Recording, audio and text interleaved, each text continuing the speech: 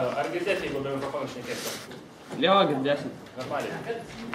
Jeigu leisite tokią šiandien neformalią diskusiją, atsisėsiu, nieko aš iš anksto nesu pasiruošęs ir tiesiog pagalvoju, kad gal bus naudinga tiesiog paklausti jūsų, kokie klausimai labiausiai rūpi, kurias gal galėčiau atsakyti. Ir surašysiu ir tada pabandysim pradėti, o po to bus matyti kažkas tai gero įsijunės. Tai jeigu kažkokie yra klausimai, kurie jums rūpi, tai kažkokia rankas ir tada bandysim sudaryti sąrašiuką, ką jūs pasakyti.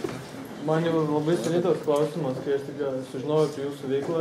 Ir kai pradėjot Gediat projektą, ar jūs ieškojot investuotojų, ar žmonės pamatė, kad motyvuota komanda ir patys?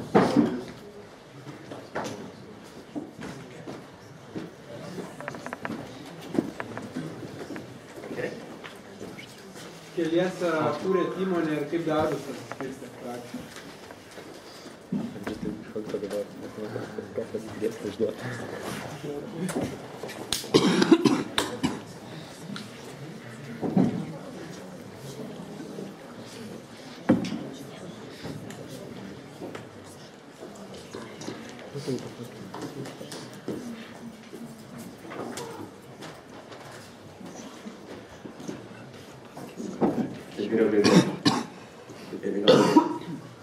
Tai prašau.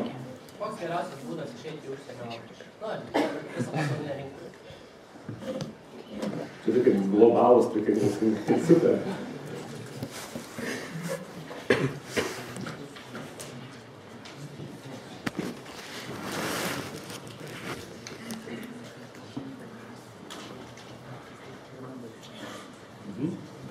Kokios yra perspektyvos?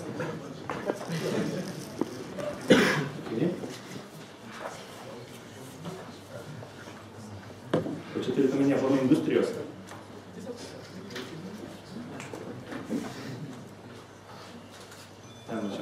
Kaip žmogui, kuris periodas buvo pats sunkiausias visoje eigoje jūsų vystymo veiklos?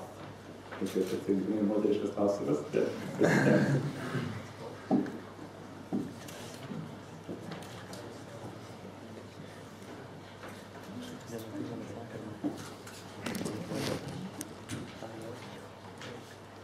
Aš tada pabandysiu šitos pradėti, o po to tada vėl, kai baigsis, tai tada vėl papildysiu. Manau vis tiek, panašus klausimai visiems rūpi, tai manyčiau šitie klausimai turėtų būti įdomi visiems. Pirmas įdomus klausimas, reiškia, ar mes iš anksto ieškojame investuotojų kompaniją, ar vis dėlto mes tiesiog dirbome kažkokiu metu jie atsirado patys. Tai dabar pasakysiu, reiškia, mes neieškojame, bet tai yra neteisingai. Ir aplamai truputėlį gal tokį kontekstą pasakysiu, kad truputėlį vis dėlto skiriasi tokia verslo įlaukimo įkūrimo savoka ir praktika, sakysime, rytų blokai, skaitant Europą. Ir kaip paprastai daroma, sakysime, likusiam pasaulyje ir visų pirma tam pačiam Silicio slėnyje, kur verslų įkūrimas yra toksai pakankamai dažnas procesas ir tai vyksta jau ne keliasdešimt metų ir, sakysime, tą know-how, kaip įkurti verslą, nuo prezentacijos PowerPoint iki tokios kompanijos kaip Facebookas yra, sakysime, daug stipriau ir geriau atidirbta negu Lietuvoje. Taigi, konkrečiai mūsų atveju mes pradėjome dirbti prieš jau 10 metų, apie 2000-uosius. Ir apie 5 metus iš tikrųjų tai buvo toksai, sakysime, darbas, aš vadinu į sviestą su duona, nes reikėjo visada ieškoti užsakymų tam, kad tiesiog susimokėti savo atlyginimus, ofiso patalpas ir panašiai. Ir iš vienos pusės tai truputėlį gerai tą prasme, kad neprarandi įmonės kontrolę, nes vis tiek nori kiekvieną kartą priimdamas investiciją, tam tikrą mažą gabaliuką kontrolės atiduodi. Bet iš kitos pusės, mano galva, dabar tiesiog žiūrint atgal, supranti, kad, sakysime, toksai būdas nepritraukiant investicijas yra labai žiauriai lėtas, kaip minimum. Nes apie 80–90% laiko iš esmės privalai dirbti tokiem užsakomiem projektam, kurie iš esmės tau neleidžia pasiekti kažkokio tai ilgalaikių tikslų ir ilgalaikių, sakysime, vertybių. Tai yra toksai kasdieninis. Uždirbai, susimokėjai ten patalpą atlyginimus panašiai, viskas iš to toliau niekas nebelieka, ieškai kito užsakymo, reiškia, susimokai kitą mėnesį ir panašiai. Taigi didžiulis minusas, kad tokiam, sakysime, savo pagrindiniai idėjai ar tokiam produktui, kuris tikrai prie širdies ir kurį norėtum padaryti tobulai, iš esmės lieka labai mažai laiko arba visai nelieka. Taigi tai yra didžiulis minusas. Ir iš karto pasakysiu, kad taip pat, sakysim, terliu tokiu verslu apie 5-6 metus, sakysime, iš esmės nieko rimto nebuvo pasiekta. Taigi jau 7 metais, kai mes pamatėme, kad būtent GDR projektas važiuoja daug stipriau negu viskas, ko mes tuo metu užsiimdavom, tai tiesiog tuo metu, aš sakysiu, beveik atsitiktinai mes susipažinome su savo dabartiniais investuotojas ir apie pusmetį man užtruko aplamai, sakysim, tas sprendimo priėmimas, nes vis tiek praktika buvo nauja. Tai buvo pirmoji Lietuvoje aplamai užsienio rizikos kapitalo investicija. Tai nepaisant to, kad netgi mechanika tos investicijos buvo pakankamai sudėtinga, nes netgi valstybė mums neatsakydavo, reiškia, ar tai yra mokestinis objektas ar nėra, aplamai kiek tai visi buhalteriškai vaizduoti ir panašiai. Taigi, kai aš įsigilinau, supratau, kad tai yra galingas instrumentas. Iš tikrųjų, stipriai galingas, nes tai tau leidžia iš vienos pusės, sakysime, išlaikyti tą visą viziją, kontrolę, ką tu pats norim daryti. Iš kitos pusės tai tau leidžia, reiškia, pritraukti tiesiog finansinius resursus, tam, kad investuoti greičiau. Ir kad tau iš esmės tam tikrą laiką tiesiog nerūpėtų, reiškia, iš kokių pinigų mokėti atlyginimus, iš kokių pinigų atsiskaityti ten su ofiso ir ten programiniais įrangos tiekėjais ar dar kažkaip tai. Taigi, ne dėl to, mano galva, planai pasaulis atrado tokią sąvoką kaip rizikos kapitalas. Vėlgi, dabar jau esu tikras, kad jau daugelis jūsų yra girdėję, kas yra rizikos kapitalas. Tai supaprastinti dabar pasakysiu, kad tai yra finansavimo šaltinis skirtas būtent naujų rizikingų jaunų kompanijų finansavimui. Jo esminis bruožas reiškia, kad mainais rizikos kapitalą tu neužstatai jokio turto fiziškai. Tai žodžiais, jeigu eini į banką, ten prašai kreditą, ten, nežinau, kiek tau reikia verslui pradėti, bankas niekada neduos kredito, mainais tiesiog į PowerPoint prezentaciją. Sakys, turi būtą, turi namą, užstatyk, tada kalbėsim. Nes, tai yra bankas, tai yra toksai instrumentas, jisai taip dirba. Reiškia, rizikos kapitalas priešingai, reiškia, dažniausiai jie eina į būsimą nuosavybę, kitais žodžiais, reiškia, jie tau duoda pinigų dabar. Reiškia, jeigu verslo pasiseks, tai tada, reiškia, kažkadaise arba išėjus į biržą arba pardavus kompaniją, nes jeigu kompanijai sekasi, privalai padaryti vėliau anksčiau vieną ar kitą, jie susigrąžina savo pinigus, nesėkmės atveju tiesiog visi įsiskirsto, niekas jokių pretenzijų neturi. Taigi, tas rizikos kapitalas dėl to yra labai tinkamas finansuoti būtent tokiam jaunam pradiniam verslui, nes jauni verslininkai tiesiog neturi to būtą, kurį reikėtų užstatyti. Taigi, mūsų atveju mes priėmėm jau 7 metai po verslo pradžios. Mano galva, tai buvo per vėlai, žiauriai per vėlai, nes, sakysime, viską, ką aš padariau per 7 metus, sakysime, pritraukus kapitalą anksčiau galim būtų padaryti per metus. Labai daug laiko buvo tiesiog išmesta, velnio. Bet teisingai tai yra daryti, vėlgi, dabar mano galva, tai yra tiesiog pakankamai anksti galvoti apie tokį išorinį finansavimą. Nes vis dėlto irgi, sakysime, šiais laikais konkurencija yra aštri, tokių visiškai naujų originalių idėjų aš pasakyčiau, kad nėra, jeigu jos ypač yra didelės potencialios. Tai tikėtis, kad, sakysime, vieną idėjus išvažiuosi ir neinvestavus, sakysime, gerų resursų, gerų žmonių, kvalifikuotų darbuotojų, programistų ar panašiai, tikėtis pastatyti tokio rimto, kaip ten Facebook ar Zinga grupo, jau šiais laikais yra sunku. Yra tikimybė maža. Jinai stipriai padidėja, jeigu pritraukite investuotoją. Taigi, vėlgi, atsižvelgiant atgal savo patirtį, kas rimtai galvoja, tai tikrai siūlyčiau pasidomėti būtent rizikos kapitalu ir manyčiau, kad tai yra pakankamai stiprus instrumentas būtent pradėti verslą. Irgi dažnas klausimas, reiškia, keliese mes kuriam įmonę ir kiek žmonių yra optimalu aplamai pradėti kažkokį tai projektą. Tai vėlgi pasakysiu, kaip ir aš taip nereikėtų daryti. Kažkadais turiu aš vienas, ilgą laiką apie metus tiesiog, tai netgi nebuvo, sakysime, tokia formaliai įmonė. Tai tiesiog buvo registruota, reiškia, įmonė, bankas ir sąskaitė, be ofiso, be nieko ir tiesiog derinamas mokslas su darbais, ten naktimis rašydavau interneto svetainės ir panašiai, taigi apie metus toksai buvo savotiškas įsitraukimas į tą verslą. Ir pirmasis, antrasis darbuotojas, kuris pasirodė įmonėje, jo buvo iš esmės išlaikomas iš atlyginimo, priimtas pirmo etapo ir panašiai. Taigi nebuvo tokio laikotarpio, kur keletą draugų, be atlyginimo, be nieko, iš entuziazmo statė kažkokią tai įdomų projektą. Kiek aš pastebiu, tikrai dabar man tenka bendrauti su labai nemažai ir mažų ir didelių kompanijų ir klausim panašiai, kaip jūs klausimus apie jų istorijas ir panašiai. Prieina išvada, kad vis dėlto tikimybė sėkmės yra didesnė, jeigu projektą pradedi grupėje 2-3 žmonių. Nes toksai vienas yra įdomus psichologinis momentas, kurį nelabai, sakysime, akivaizdus, bet kuris stipriai veikia. Tai yra tas, kad vienam žmogui yra labai lengva nugibauti iš šono visiškai. Kas jums atrodo teisingai ir taip turėtų būti. Vien dėl to, kad yra jūsų idėja, jūs taip manote, jums tai atrodo, kad iš tikrųjų taip yra. Ir čia, reiškia, kai atsiranda kolegos, reiškia, jeigu jūsų idėja yra visiškai ten netelpa jau sveiko proto ribas, tai bent jau pasako, tai žinot, kaip strėlė, reiškia, yra tas stabilizatorius plunksnos, tai lygiai taip pat veikia ir taip pat žmonės. Jau nešnekant apie tai, kad vis tiek tikimybė, kad kažką gero padarysi, kai jūs yra 3 ir kiekvienas prisideda, yra 3 kart didesnė negu kai esate vienas. Taigi daugiau atveju esu matęs, kai sėkmingos kompanijos yra suburtos, reiškia, 2 arba 3 žmonių kolektyve. Reiškia, tada vėlgi be atlyginimų, be nieko apie pusmetį jie investuoja tiesiog savo darbą, laisvalaikį, savaitgalius, naktis, kad sukurti kažką tai veikiančio.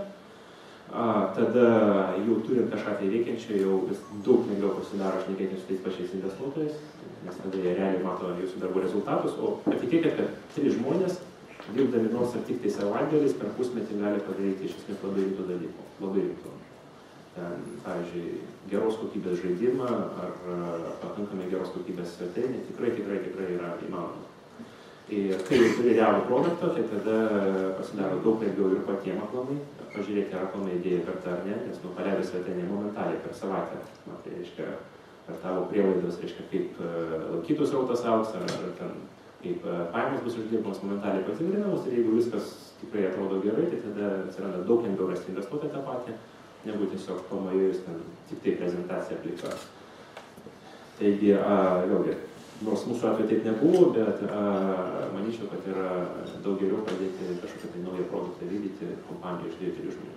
Per daug irgi blogai, nes, žinote, kai, nesinori man valdžios nepasakyti, bet kai Seime yra 140 žmonių, tai tada sprendimo priėmimas yra, kaip minimum sunkumas. O jaunai kompanijai tai yra, sakysime, gyvybiškai. Greitis yra gyvybiškas dalykas. Koks geriausias būdas išeiti į užsienio rinką? Pasaulinį. Mūsų atveju pasaulis yra užsienis. Šiaip, žinot, man toks įdomus pastebėjimas, kad, reiškia, didžiausias barjeras yra kalboje. Realiai jo nėra. Reiškia, irgi iš karto pasakysiu, kad būtent IT srity, kur produktai yra virtualūs, kur iš esmės paslaugos yra virtualios, viskas pagrįsta interneto kompiuteriais, tai nemanau aplamai, kad yra projektas, kuris ne pasaulinis, ne lankomus užsieniečių, net jeigu jis yra lietuvių kalba ir skaitas tik tai lietuvių reikalui.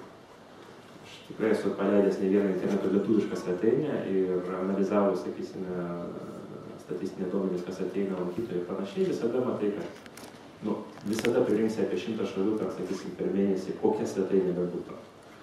Taigi, tokių realių, tikrųjų ribų tikrai nėra. Yra vienintelė maža riba, yra kalba, be abejo, orientuotis į užsienio rinką natūraliai, kalba pagrindinė privalo būti anglų. Bet padarius projektą, paleidžius projektą internete arba mobiliuose aplikacijose arba socialiniuose tinkluose, tiesiog nemanau, kad aplamai galima padaryti produktą, kuris nėra pasaulinis. Tai čia kas liečia produktą, reiškia, paleidus produktą tikrai naudosius skirtingose pasaulio šalyse ir tam netgi pastangų kažkokių tai jums nereikia dėti. Tiesiog savaime automatiškai atsitinka, kad, sakysime, ar jūs parašėte aplikaciją įdėti į platinimų parduotuvę ar panašiai, ar parašėte socialinį tinklo programą prietaisę, servisą ir panašiai, arba parašėte interneto svetainę, bet kuriuo atveju, reiškia, kaip produktas, jisai momentaliai bus, reiškia, tinkamas užsienio rinkom. Ir tikrai ten nereikia pamiršti. Kitas dalykas, kad yra keletas tokių spastų, kur, aš pastebiu pakankamai dažnai papuola, ypač lietuviški projektai. Reiškia, vieni tokie spastai yra kokybė. Reiškia, šiaip iš karto pasakysiu, kad vakaruose reikalavimai kokybei visur, ne tik tai interneto svetainėm, ar aplikacijom, ar servisam ir panašiai, yra daug griežtesni, daug didesni, negu mes esame pripratę Lietuvoje. Daug. Tai žodžiais, reiškia, pas mus dar neįsivystė tokia netolerancija nekokybiškom paslaugom, nes mes neturim su ko palyginti. Ir tai yra visur, tai yra nuo aptarnavimo restoranuose, iki, reiškia, serviso bankuose, iki dylerių, kurie parduoda automobilius ir panašiai, tiesiog nesusikūrė tokia kultūra. Reiškia, dabar jeigu, nežinau, kam teko lankytis ypač Amerikoje, reiškia, iš karto momentaliai pastebėsite, kad amerikietiškas vartotojas yra žiauriai reiklus. Reiškia, nedaug dievė ten, nenusišypsosiai parduodamas valgiai. Nedaug dievė ten parduotuvė nesugebėsit paaiškinti, ko šitas televizorius yra tikrai geresnis už šitą, kadangi kainos skirtumas yra $100. Ir panašiai. Taigi, tas pats liečia ir virtualių projektų. Ir ką tikrai man teko dažnai matyti, kad reiškia, yra pristatomas projektas ir atrodytų ten yra smulkmenos. Pavyzdžiui, puslapis pasikrauna ten, nežinau, 10 sekundžių vietoj 5 sekundžių. Jau, ten kažkur tai yra kažkokia smulkiai gramatinė klaidelė. Ten dizainas nėra ten super tobulas, o yra šiaip kažkoks tai panašiai. Tada vyksta toks įdomus procesas. Reiškia, kai paleidi tokį servisą, jisai yra anglų kalba, jisai tinka visom, sakysime, šalim, visiem regionam. Bet ką jūs pastebit, patys to nežinot, kam yra priežastis, kad momentaliai jūsų vartotojų srautas pradeda, reiškia, judėti link Rytų Europos šalių, Azijos šalių, Afrikos šalių, o kažkaip tai ten tokios vertingos šalis kaip Britanija, Vokietija ar Amerika neužsilaiko. Reiškia, ir po ten metų pastebėt, kad jūsų ten kiekis ten Indonezijos ir Indijos lankytojų yra 95%, nes vėlgi tos šalis irgi nėra išlepintos super kokybiškų paslaugų, o kažkodėl tos vertingosios dalies, kaip Amerika, jūsų procentaliai yra 1-2-3%. Jūs to nesuvokėte iš kokiame problemą. O realybė yra tame, kad tiesiog būtent labai vertingi vakarietiški vartotojai yra, sakysime, super veiklus. Ir, taigi paminėsiu, tose buvo įdomus tyrimas. Prieš Kalėdas pasirodė vienam blogai techniniam įdomus, kur buvo tyriama vartotojų elgesys ir buvo prieita išvada, kad jeigu puslapis kalėdinės parduotuvės krovėsi ilgiau negu 20 sekundžių, lankytojas tiesiog jį palikdavo ir atidarydavo kitą puslapį. Taškas. Ir tai tikrai galiu paliudyti, kad kiekviena smulkmena turi reikšmės. Žinote, būtiškai vis tiek momentaliai atskirsite ten iš 5 sekundžių Hollywoodo darytą filmą nuo Bollywoodo, teisingai. Momentaliai, kiekviena detalė. Jeigu piratai ten kiekvienas, reiškia, smulkmena pramastyta, atrodytų, kas ten skirtumas, kostiumai ten truputėlį, bet bendrai prasme tai susilieja į kokybę. Žinot, visada sakydavau, nesvarbu, kas sugalvoja idėją, vis tiek žmonės pirks tą idėją, kuri yra gyvenite kokybiškai, dėl to žmonės perka Mercedesus, o ne Ladas Amaras, teisingai. Ir panašiai. Taigi, dažni spastai yra, mes pripratę, kad pas mus veikia viskas taip, atrodo, parašėme viską, pakankamai viskas kaip ir veikia, puslapiai vartosi, kaip ir atsidaro viskas ir panašiai, o užsienio rinkom toksai atrodo, kad bus visiškai neatitinkamos. Taigi dėl to, antras toksai momentas, kurį noriu pabrėžti, reiškia, tikrai yra norint užsitvirtinti ir būti priimtam užsienio rinkoje, yra privaloma, reiškia, maksimaliai pasiekti kokybės, maksimaliai. Yra daug būdų tą, sakysim, vertinti, nesimsiu dabar eiti diskusijas, reiškia, kas yra kokybės kontrolė, kaip jinai daroma, bet tiesiog būtiškai bandyti lyginti visada save su užsienietiškais produktais. Ir tikrai ta kokybė turi labai didelį reikšmę. Kitas dalykas, irgi, man antrieji tie spastai, yra, kad pastačius projektą labai lengva priprasti prie, sakysime, nemokamų lankytojų srauto. Irgi labai dažna situacija, kai pastatai įdomią svetainę, įmeti internetą, atsiranda tam tikras kiekis lankytojų, jie savaime auga, reiškia, ir tada susidarai įspūdį, kaip čia, viskas savaime auga 10-20% per mėnesį, viskas tvarkoja, viskas važiuoja. reiškia, ir kaip ir papildomą pastangų man į rinkodarą, ar ten aktyvų to viso stumimą, reiškia, nereikia kaip ir dėti. Bet ką pats nesuvokė, tai yra tas dalykas, kad, reiškia, būtent tose vertingose rinkose, kur Britanija, aš jau minėjęs esu, konkurencija už rinkodarą yra žiauriai aštri. Ir vartotojai yra išlepinti ne tik prekės kokybę, bet ir to, kad jiems patiems nereikia nieko aplamai ieškoti. Jie žino, kad jeigu produktas yra kokybiškas, tas produktas juos vartotojus visada suras per reklamą. Tai būtent dėl to, viena iš priežasčių, analitikai sako, kodėl amerikiečiai, reiškia, dauguma MP3 playerių naudoja iPodą, o ne begalė kitų, kurie pamėla rinkoje, tiesiog nėra tokio įpročio eiti į parduotuvę gilintis, o kokiegi yra MP3, reiškia, playeriai šiuo metu rinkoje, kokie yra jų parametrai ir panašiai.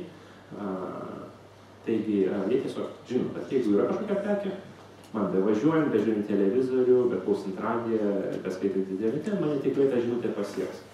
Taigi, toksai savotiškas, reiškia, naujų prekių paslaugų atradimo tinginystės bruožas įdomus.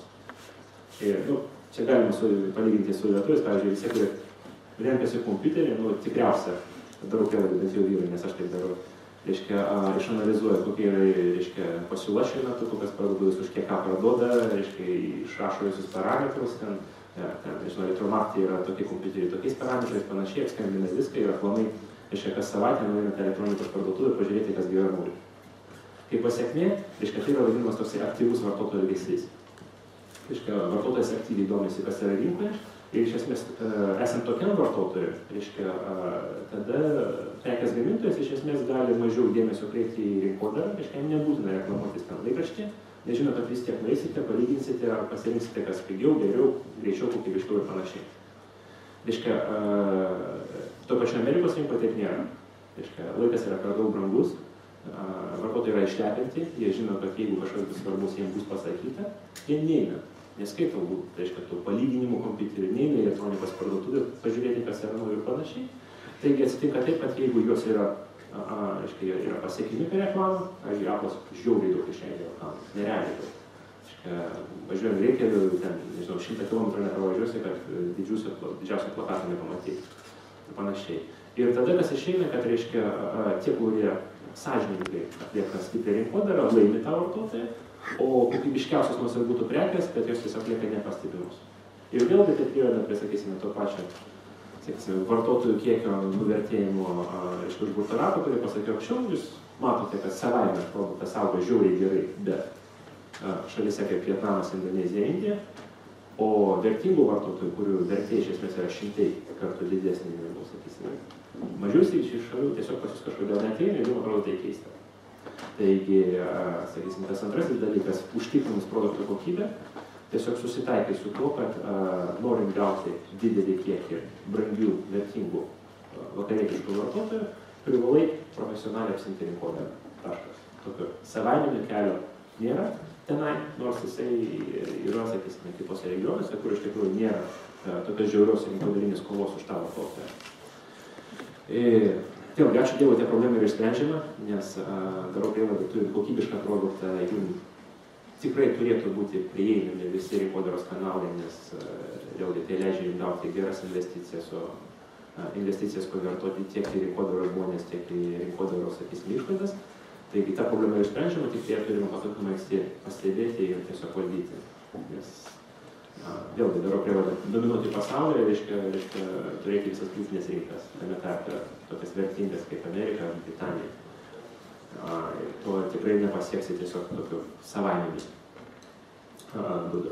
Ir trečias dalykas irgi yra tiesiog toksai išėjimas į tarptautinę rinką, reiškia kažkokiu tai metu, reiškia, kad jūs privalote būti konkurencingi su visom tarptautinėm kompanijom.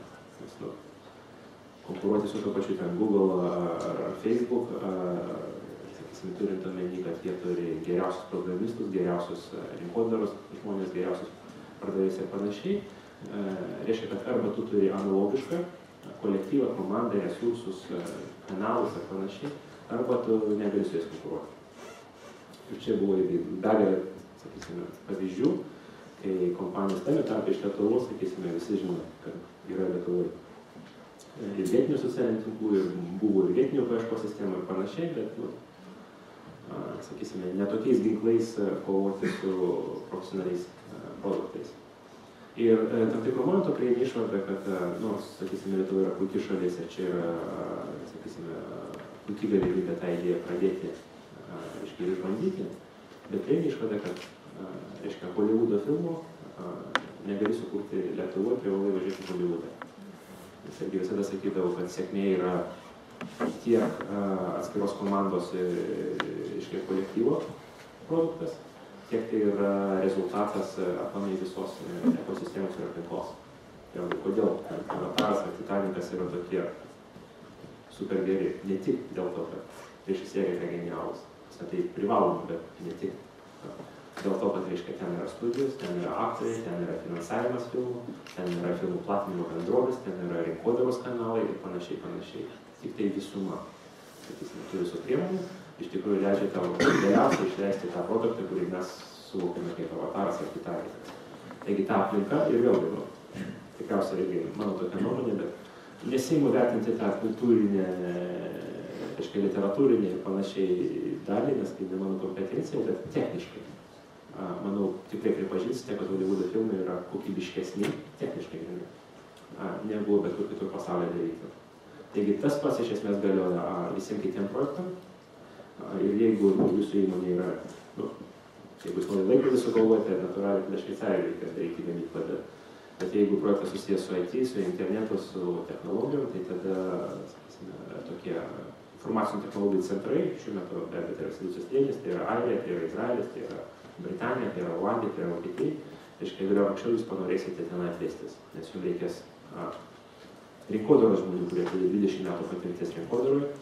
Tai meni, kad visam Lietuvos verslui yra tiek, tai čia tiesiog nesurasiu tokių žmonių. Kad jums prireiks tokių specialistų, kurie, pavyzdžiui, duomenų bazės keilina į 1000 serverių, kas niekad nebuvo atliekama Lietuvoje, dėl to niekad nesuras tokio specialisto Lietuvoje ir panašiai. Taigi, tokiu atveju tiesiog reikės galvoti apie tokį fizinį jau kompanijos iškėlimą tą patį užsienį. Ir tada irgi susidursite su momentaliai dviem problemų. Viena problema yra, kad tai yra super brangu, vertinant lietuviškais matais. Tiesiog gerai paminėsiu, kad pavyzdžiais tiesiog, kad, pavyzdžiui, pas mus programuotojai Amerikoje gauna nuo $150 iki $200,000 į metus. Tai yra pakankamai dideli pinigai Lietuvos mastu, vadai gauna iki $500,000 į metus. Tai, sakysime, tokios išlaidos Lietuvos mastu yra labai aukštos, bet vėlgi, pasikartosiu, turint gerą produktą, iš esmės nebėra jau dabar problemų surasti gerą finansuotoją, kuris mielai sutiktų apmokėti tokio lygio investicijas. Natūraliai, iš tokių žmonių jūs gaunate visai kito lygio grąžą, nes jūs dirbate tikrai su geriausiais, kurie planų yra pasaulyje. Žinote, kaip kariuomenė yra special forces, jo ir yra tiesiog kariuomenė. Ir ten kartais 10 desantininkų gali padaryti daugiau negu didžiulė kariuomenė. Tai jums mažiems reikia ne šiaip žmonių, jums reikia super genialių žmonių. Jie kainuoja didelių pinigų ir juos yra sunku surasti, sakysime, ne IT centruose, kur aš jau minėjau. Tai va, tiesiog keletą tokių įžvalgų apie šeimų užsienio rinką.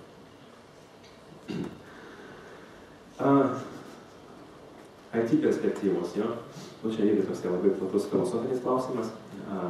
Truputėlį gal susijęs su to, kad paskutiniu metu vyksta šiek tiek diskusijų aplamai, ar tai nepergyvename mes šiuo metu antrojo interneto ir IT technologijų burbulo.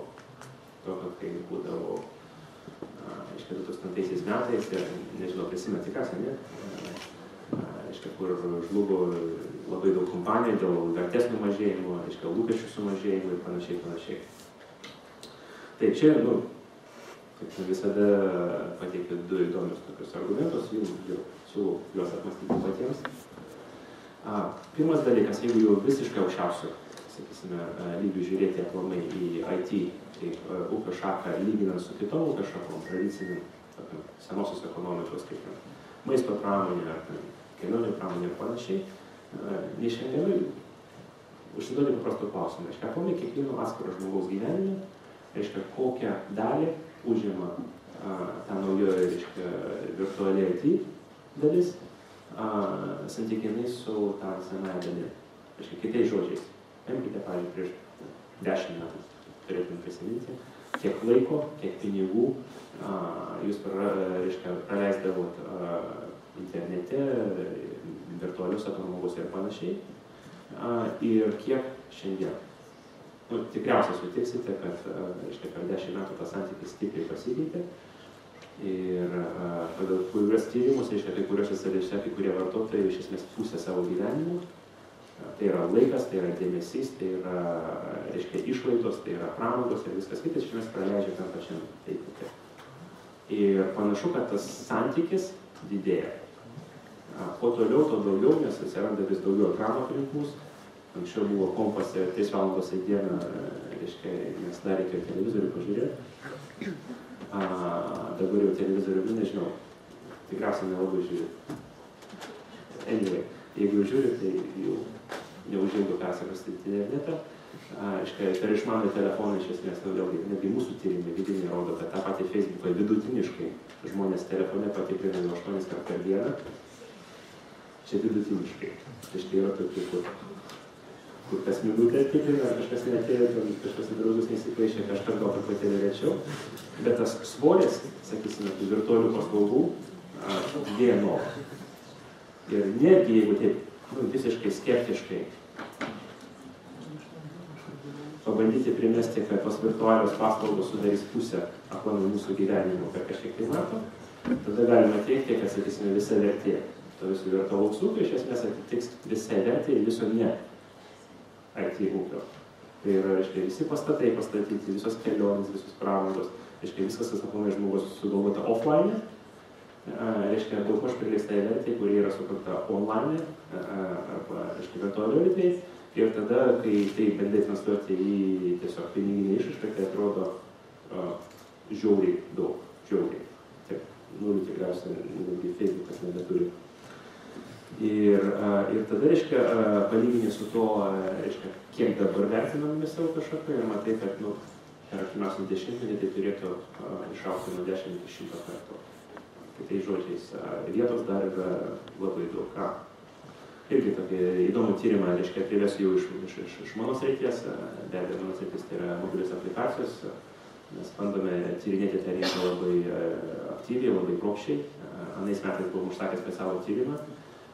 Buvau pasamdę eilę ekspertų ir tiesiog, kad pamatuotų aplamai vertę mobilių aplikacijų rinkos per artimiausius 3 metus. Nes, be abejo, mūsų veikla, mūsų pajamas yra išvestinė iš tos vertės, kurie bus sukurta per 3 metus aplamai mobilių aplikacijų rinkoje.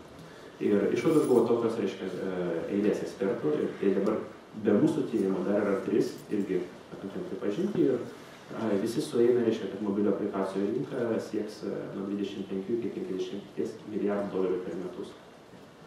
Tiek uždirbs aplamai mobilios aplikacijos. Dabar jos uždirba apie 4 milijardus per metus. Daugiau negu 10 kartų augimas. Bet tai, kai bandai išskaičiuoti, tiesiog ką reiškia tokie skaičiai visi. Savaime abstraktus. Tai, pavyzdžiui, lyginant su muzikos industrija, tai yra 2 kartų daugiau. Visa muzikos industrija, visos žvaigždės, kurias žinote, Rihanna, nežinau, ką dabar klauso žmonės, su viskuo, su įrašo kompanijom, su tais limuzinais, Las Vegaso vakarėliais, su viskuo, skaitant tavo žvaigždės, tai verta 25 milijardai dolerių per metus. Aplikacijos 50. 2 kartų. 2 tokias industrijas, kaip visa muzikos, bus pagimdytos iš nulio, nes dabar jis praktiškai neegzistuoja. Tai yra daug. Ir, aš visada bandau išskaičiuoti, kiek tai reiškia pilnai apmokamų darbo etatų, man išeidavo skaičius, kad tai yra, sakysime, ne mažiau nei 1 milijonas žmonių gali, sakysime, užsidirbti normalų, vakarietišką, gerą atlyginimą vien iš tos industrijos. Milijonas žmonių. Taigi tai yra labai daug. Trečdalis Lietuvos iš esmės galėtų savo užsikovoti gerą gyvenimą vien iš tokios industrijos ir panašiai. Ir vėlgi tų žmonių dar nėra. Jie nėra pasamdyti. Nėra kompanijų, kurie juos pasamdo, paima tos pinigus ir dalina ir panašiai. Nėra infrastruktūros. Nėra verslo modelių, kurie dar ištrauks tas vertės ir panašiai. Nuo šiandien į 3 metai į priekį, tas viskas bus sukurta. Taigi čia tik tai mobilių aplikacijų siaura dalis nuo, sakysim, bendros IT industrijos. Taigi, tokiems skeptikams aš irgi visada sakau, kad, žinote, Hebra, jums atrodo burbulas, bet man atrodo, kad vis dėlto tai stipriai nedavertinti, tai galimybių yra tikrai begalės. Taigi, nors tikėti, kad tai vis dėlto filosofinis žmogus gyvenimas visiškai kaip žmogui, kuris periodas yra sunkiausias. Bandysiu vis dėlto sėti su profesinė dalim, nes asmeninis gyvenimas yra kiekvieno atskiras ir mano žmogus vargiai ir jums padėtų. Bet profesinės rytyje vis tiek labai teisingai sakoma, kad sunkiausia yra pradėti. Pati pradžia yra labai sunku, nes netgi tie, kurie mokykloje dar neprimiršę fizikos kurso, žino, kad kūną reiškia energiją, kad pastumti iš vietos ir pradėti judėti, reikia pridėti daug daugiau negu palaikant kūno judėjimą. Tada čia yra vienas iš bazinių fizikos dėsnių. Dėl mašiną pastumti sunku, po to kai ridenasi, tai atrodo vos ten lengvai stumėjų, reiškia mašinė tam ridenasi. Iš tikrųjų taip yra, ir tai yra dėl dviejų dalykų, pagrindinių dalykų, nes be abejo yra begalė būti tą įsižiūrėti. Iškai vienas dalykas, toksai įdomus psichologinis, sakysime, toksai ciklas pradedančio verslininko. Kai jūs turite pirmą idėją, jums pasaulis atrodo labai rožinėm spalvom ir jūs 100% įsitikinę, kad tai yra sekantis genialiausias aplamai žmonijos sugalvotas dalykas po Facebook'o. Taškas. Ne daugiau, ne mažiau. Tie, kurie šypsosi, tikriausiai jau tokią idėją turi. Ir jūs grėbėtės tą daryti, jeigu nusprendėte, kad vis dėlto norite pabandyti. Ir kas iš tikrųjų išeina, kad labai greitai suvokite, kad idėja nėra tokia super genialiausia. Ir dėl to, kad jūs esate nepatyręs, jūs realiai pridarote žiūrį daug klaidų. Ir dėl to pilnas blynas visi žinome, kaip yra iškepamas. Ir babak atsidūrėte ties kažkokia tai nesėkmė. Kažkai idėja nepasisekė. Čia pat gimsta antroji idėja, nes gimsta jinai greičiau negu pirmoji, nes jau pripratę vykdyti naujas idėjas. Ir antrą kartą, vėl bandote. Ir vėl nesėkmė. Ir kas iš tikrųjų atsitinka, kad kuo toliau jūs bandote, to tikimybė statistiškai, netgi verslo analizės sako, kad 1 iš 10 idėjų išdega. Tai reiškia, reikia 10 nesėkmės praeiti, kad vieną sėkmingą idėją atrasti. Čia yra statistika pasaulyje. Galite patys patikrinti, bet reiškia, praeinant per 3, 4, 5, 6, jūsų pasitikėjimas savim stipriai mažėja. Jau ties 4, 5 jau atrodo viskas, aš esu loseris, nieko nemoku, mano idėjas nieko vertas, nusivylimas žiaurus, reiškia, ir kas sekantis bandymas yra vis sunkesnis psichologiškai, nes, sakysim, jūs jau prarandate tokį vidinį įsitikinimą, kad tikrai tai yra geniausias dalykas pasaulyje. Nors statistiškai tikroji sėkmės tikimybė, kuo toliau, to jinai didėja. Jau 5, 6 idėja jau su daug didesnė tikimybė gali iškartoti negu 1 ar 2, nes jūs mokotės iš nesėkmės, jūs žinote jau, kas tikrai neveikia, reiškia, ir taip toliau tada mokotės iš savo proceso. Ir tie, kurie sugeba išlaikyti, reiškia, tokį būtent užsispyrimą, kad nesvarbu, tegu 5, tegu 6, tegu 7, tegu 9 ir panašiai. Vėliau anksčiau aš vėlgi, sąžiningai to tikiu, 10 per mažas statistinis kiekis, bet išbandžius 20 idėjų, aš netikiu, kad viena tikrai neišdės. Tiesiog fiziškai netikiu. Tikrai daugelis iš jūsų žino Edisono istoriją, kai jis bandė atrasti lemputę ir atliko 10 000 bandymų, kad atrasti būtent tą, reiškia, metalų, reiškia, vakuumų, ten lemputės, stiklų ir viso kito kombinacija, kuri veikia. McDonald'o bulvyčių receptų, kiek žinau, buvo bandoma apie 100 000 iki kol. Atrodytų, kad čia yra panašiai kaip yra namuose kapų. Bet atrodo, kad ne, kažkas vis dėlto skiriasi. Tai pirmas dalykas yra toksai psichologinis. Ir čia, vienintelis, sakysime, receptas, tai yra, tiesiog nepabandė, tiesiog patikėkite. Nebūtinai tik tai man, galite paskaityti kitų, sakysime, verslininkų įžvalgų. Tiesiog patikėkite, kad, reiškia, per kiekis pirmus kartus nusivilsite ir nieko gero nepadarysite. Faktas beveik 100%. Iš kitos pusės sąžiningai per keletą metų išbandžius 20 skirtingų idėjų, garantuotai kažkokia tai viena startuos. Tai tiesiog reikia pasiruošti morališkai, kad po to nedepresuoti labai jau stipriai.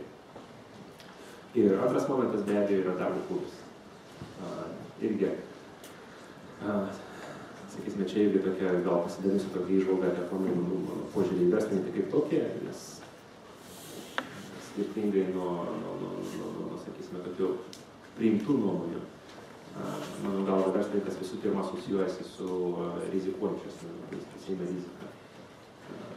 Tradiciškai manom, kad yra lyderis, jis yra genijus, geras technikas ir panašiai, mano galva, tai yra tiesiog žmogus, kuris linkęs tiesiog išbandyti 20 dalykų, prisiėmęs visą riziką, kad jeigu jie nesuveiks, tai tada, reiškia, jisai praras savo laiką, gyvenimą tam tikrą dalį ir panašiai. Kažkaip nieko negaus, nes yra ir tokia tikybė. Panašiai. Bet irgi tai reiškia, kad pradėti kažką naujo, reiškia, nepamirškite, kad pradeda 1 arba 2 arba 3, o darbai yra visiškai įvairia pusė.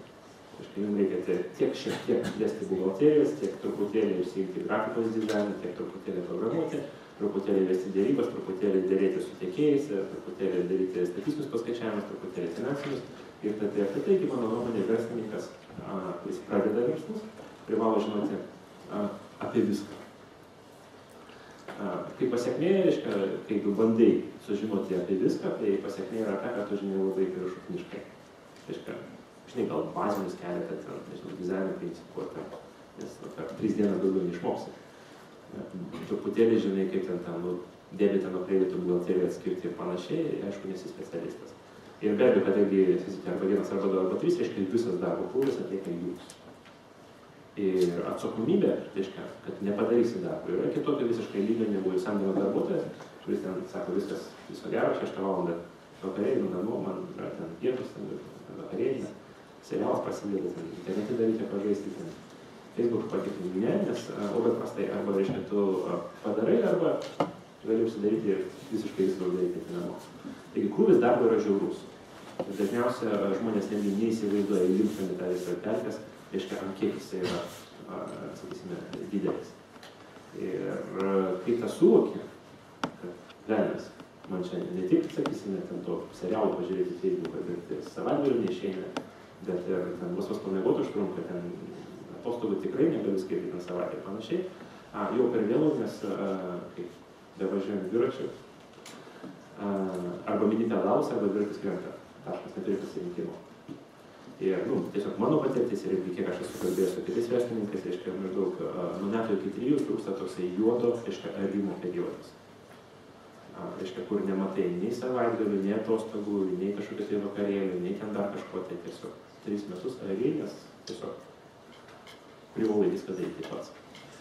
Bet yra kitas momentas, reiškia, kai ta, pavyzdžiui, tiesiog per kraują, nežinau, per ašarą, dar kažkaip praeitą laikotarpį, tada palengvėja labai stipriai, turiu omeny fizinę prasme, fizinio krūvio prasme, nes tada pasidaro visiškai kitaip. Jeigu tavo verslas sekasi, reiškia, darau prielaidą, kad jums tai tikrai pasiseks, tai reiškia, kad pradedi auginti komandą. Ir pradedi samdyti žmonės, ties kiekvieną dalyką, kurie yra profesionalai būtent tos srityje. Reiškia, pasamdai profesionalų grafinį dizainerį, profesionalų buhalterį, profesionalų pardavėją, profesionalų rinkodaros, ir tai. Ir kuo daugiau tu juos samdai, to toliau tu, kaip verslo įkūrėjas, kaip verslininkas, pasišalini nuo būtent tų sričių. Nes būtent dėl to tu samdai, kad jie yra protingesni, profesionalistai už tave, kitose srityse. Ir reiškia, tu jau to nebeatlieki. Jeigu iš pradžių darai viską, reiškia, po to pamatai, kad velnias, o jau pardavimus jau aš nedarau, kažkas kitas geriau daro, jau rinkodaros aš nebedarau, nes kažkas kitas geriau daro, nebedarau, ir po to kažkokį tai laikotarpį suvokiu, kad, žinai, kompanija iš esmės geriau, kad tu vos nebeveik visko nebedarai. Be abejo, tu turi tam tikrą, sakysime, teisinę laisvę daryti iš esmės, ką nori, nes tu esi vadas ir iš esmės tavo balsas yra lemiamas. Bet tu suvoki savo sveikų proto, kad kompanijai sėkmei geriau, kad tu tam tikrų dalykų nedarytum. Ir tada, reiškia, iš tikrųjų galėjau savo leisti truputėlį laiko gal skirti asmeniniam interesam ir panašiai. Tai tada tas palengvėjo, tiesiog mano pastebėjimas, tiesiog vėlgi lyginant keliasdešimt kompanijų, kiek aš tikrai esu susidūręs su to verslo pradžios sunkiausio laikotarpiu, mano pastebėjimas, tas toksai juodo arimo laikotarpis trunka maždaug nuo metų iki 3. Praeini, daug lengviau pasidaro. Taigi, vėlgi, verslo ciklo prasme, žmogiškai, tas pradžios periodas yra sunkiausias. Psichologinis ir darbo atlikties prasme. Praėjus, tikrai gyvenimas pasidaro daug lengvesnis ir tikrai galima derinti ir verslą, ir kitus interesus. Tai va, atrodo, per valandą truputėlį susidarom, tai nežinau, gal dar kokius 3-4 klausimus tokiu tempu yra atsakysime. Tai prašau.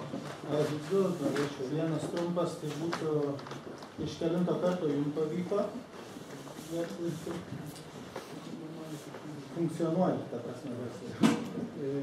Kitas, ar Lietuvoje apsimoka apskritai pradėti verslą, ar tam sąlygos, neskaitant tų visų, sakykim, specialistų, yra geresnės. Kitur, ar Lietuvoje apsimoka apskritai padaryti? Ką manote apie SOPA? SOPA?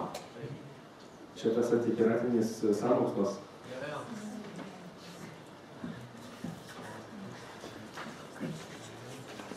Ar verta steigti kompaniją, kuri pardavinėtų produktus panašius į kitos kompanijos produktus, jeigu reikia tokių idėjų? Ir tai žodžiais bandyti kopijuoti, bet geriau. Jo.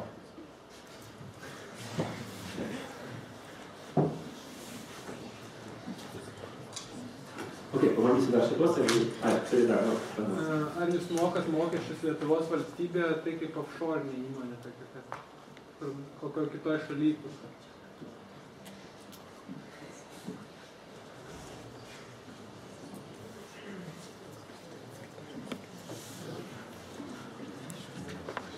Kokiamis priemonėmis formavote savo kompanijos įvaizdį? Kokiamis priemonėmis?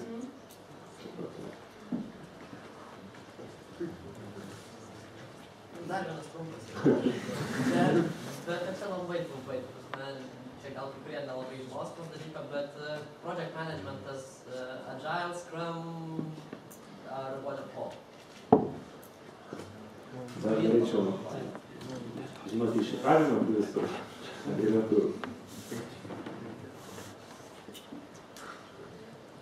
Bandysiu dar su šitais įsidaroti, kiek organizatoriai leis laiko. Iš kelinto karto pavyko, jo? Vėlgi, vienas iš pirmųjų klausimų, reiškia, ką jūs asmeniškai savo laikytumėm, reiškia, sėkme, kurios patys laikytumėm, kad pavyko, nepavyko. Nes vėlgi, sakysime, projektai nėra tokie, kad, reiškia, juodai balti, arba pavyko, arba nepavyko, visada yra, tarpiniai variantai. Reiškia, tai klausimas yra, reiškia, ant kiek pavykęs projektas, iš esmės jūs tenkina. Ir tai galima matuoti, nežinau, pinigais, vartotojų kiekiu, nežinau, rinkos dalim, kitais metais. Taigi, iš viso aš, sakysime, su skirtingų projektų startavęs, garantuotai virš 50. Ir nemažai iš jų, aplamai nieko bendro neturi netgi su internetu ir kompiuteriais, tai yra tokie projektai kaip nekilnojamo turto agentūra, kaip turizmo agentūra, reklamos agentūra ir panašiai, įskaitant netgi anglų kalbų dėstymą, kurį ilgą laiką kaip tikrą projektą. Taigi internete irgi tai buvo nuo, sakysime, viešbučio rezervavimo sistemų, turizmo informacinių sistemų, mikromokėjimo sistemų, skirtingų žaidimų kompanijų ir panašiai. Taigi projektų buvo daug ir, sakysiu, gal trečdalis iš jų pagal minimalius, sakysime, pasisekimo matus galima laikyti pasisekusiais, nes minimum, kaip jie save atsipirko ir generavo tam tikrą naudą. Bet, sakysime, mano dabartiniais sėkmės kriterijais, be abejo pasisekęs yra, ką aš matau, bet jau minimaliai, tai yra tik tai paskutinis greičiavimas, nes tai yra visiškai, sakysime, kitokio masto. Ir tai, vėlgi yra maždaug, sakysime, 50 projektus bendrai skaičiavus. Įdomus, tarp tik paskaičius ir 50, nes labai dažnai irgi man bando privesti kaip pavyzdį tokios vienas dienos sėkmės labai populiarų žiauriai žaidimą Angry Birds, nežinau, girdėjote, mūsų kolegos Suomiai padarė. Tai ką aš atsakau, kad tie, kurie žino tą kompaniją, reiškia, žino, kad jie prikūrė priešingai 52 žaidimų, 51 žaidimų per 10 metų ir kompanija buvo 2 kartus arti bankroto ribos.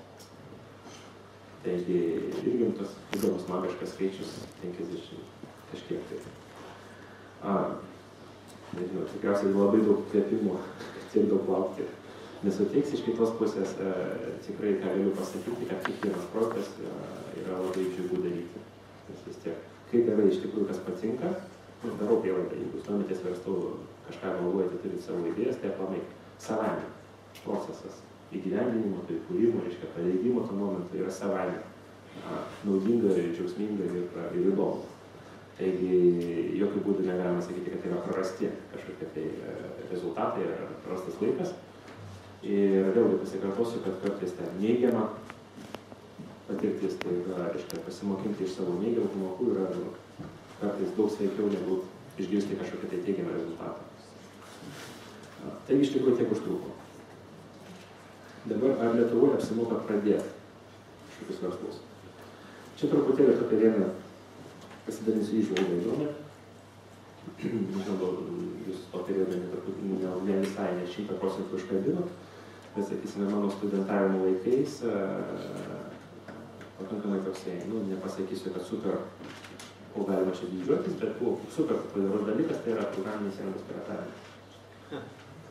Ir tiesiog vedu analogiją, sakysime, paimkit Lietuvos paauglį studentą prieš 10 metų ir palyginti jas, pavyzdžiui, su jo kolega toj pačioj Amerikoje. Tai amerikietis, reiškia, grįžęs iš mokyklos ar iš universiteto 2 valandą dienos, momentaliai bėgs į McDonald's, nes visi pradeda dirbti nuo 14 metų, be išimties.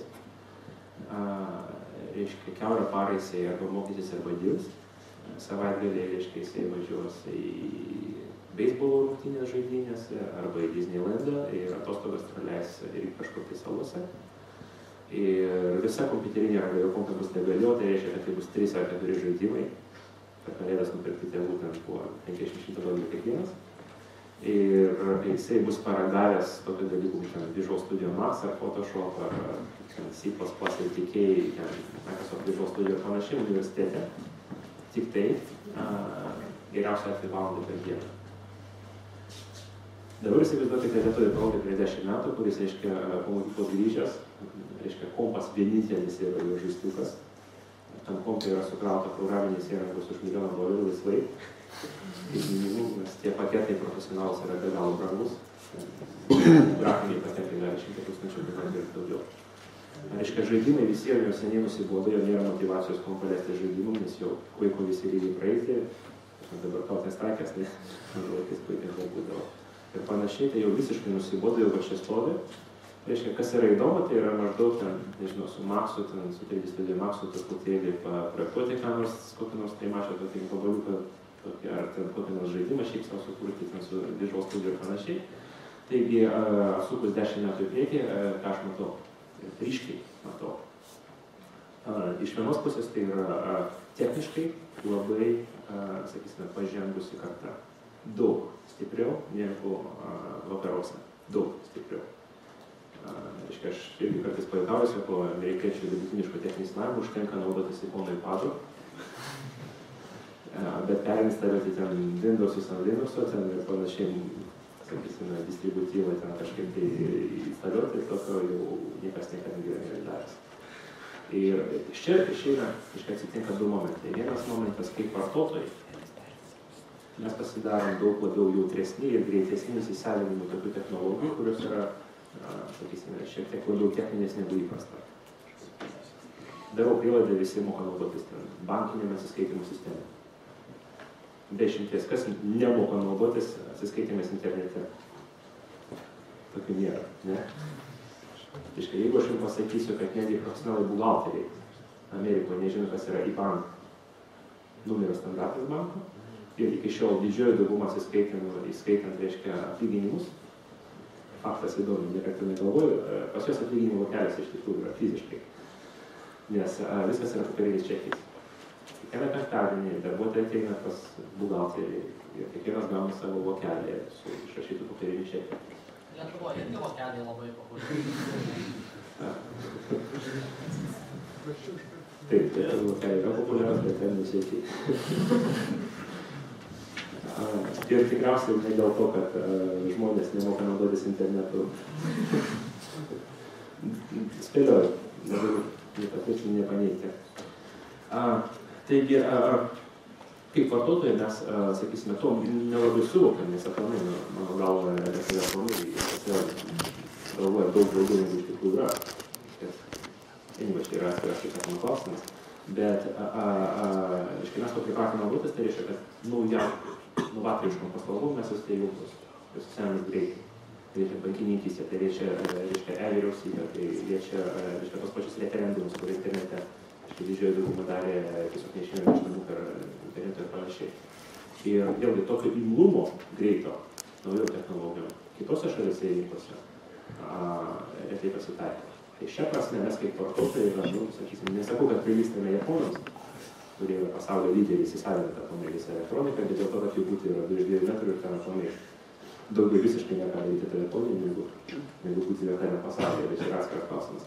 Bet tai reiškia, kad startavus bet kokią idėją, kuri yra vėlgi imli techniniam žiniom vartotojų, tokia idėja greičiau reikės Lietuvoje, Latvijoj, Estijoje, negu kad šiandien reikia.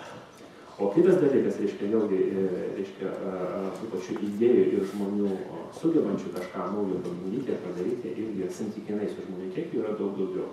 To irgi visiškai skirtis.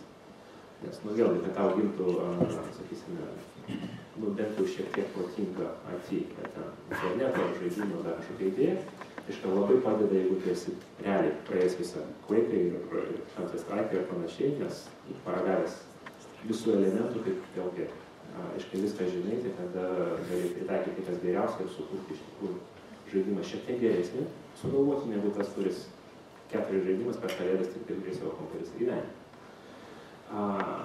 Taigi, vėlgi, nuoširdžiai laikausi nuomonės, kad eksperimentuoti, bandyti naujas idėjas, kurti prototipus Lietuvoje yra labai dėkinga. Dabar kitas dalykas, kad jeigu iš tikrųjų matysite, kad jos pasiseks ir tada pradėsite galvoti apie pasaulio dominavimą, kad tada jau tikrai Lietuvos rinkos nebeužteks. Bet pati pradžia tikrai nuoširdžiai tikiu, kad Lietuvoje yra super gera aplinka.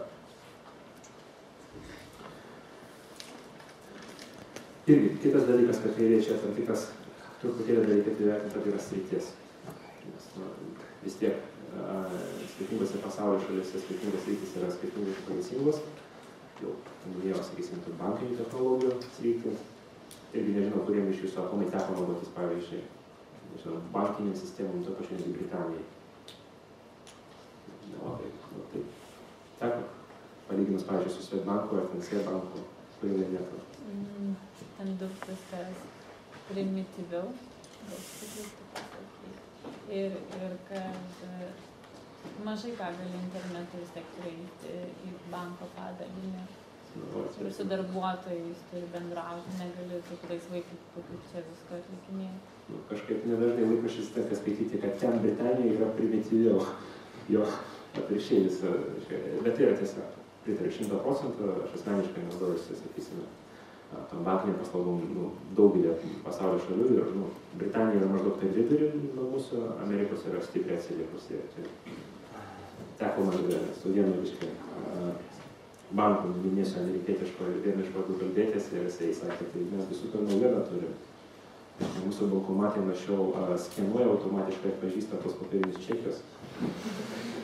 Taigi, nereikia jau eiti į tą langelį ir duoti, kad mergiškai įvesto tos skaičiukus į tavo sąskaitą, jau gali tiesiog į bankomatą pačiai sumaitinti, mes turi skaneris ir tada tai yra laikoma, kad viena iš tokių pažangos iliustracijų. Tai yra tam tikros rytis. Vėlgi, neiliustruosiu per super daug, bet bankinės technologijos, lazerinės tam tikros siauros subtechnologijos, biotechnologijos, energetikoje, mobiliuose technologijos yra, sakysime, keletą tokių klasterių sričių, kur vėlgi mes to nelabai suvokiam. Man atrodo, bankas ir bankas, tai čia yra tokia. Bet lyginant su kitu pasauliu, yra jos stipriai, sakysime, pasistumusios daug daugiau negu kitose šalyse. O tai reiškia ką? Kad, pavyzdžiui, jeigu sukurtumėt kompaniją, kuri, sakysime, tarnauja tas pačiais bankiniais sistemas, tai reiškia, kad Amerikoje bent jau, Britanijoje konkurentų tiesiog neturėsite. Taškas, viskas. Tai nebus. Nes ten nėra tokių sistemų, vartotojai taip visi vartoja, nepervedinė panašiai, taigi jūs turėsite kaip minimum kokių 5 metų rezervų. Tos pačios mobilios technologijos, tokia įdomi iliustracija pravesiu, žinote, man dažnai tenka šnekėti savo profesinį sritį. Ir labai daug analitikų, reiškia, neįsigilinę į bent jau mobilių aplikacijų specifikas rinkas, labai dažnai, reiškia, sako, nu kaip čia mobilios technologijos, reiškia, yra lyderis, Apple yra žinomiausias, jo aplikacijos, reiškia, yra geriausias ir panašiai. Ir, reiškia, ta tema, konkrečiai ta siaura tema, turėjo tokį įdomį, reiškia, dalyvavimą diskusiją forume DLD Miunike. Mes surinkome tiesiog pailiustruoti tą momentą, kad Amerika ne visai yra tokia lyderė, kaip norime matyti.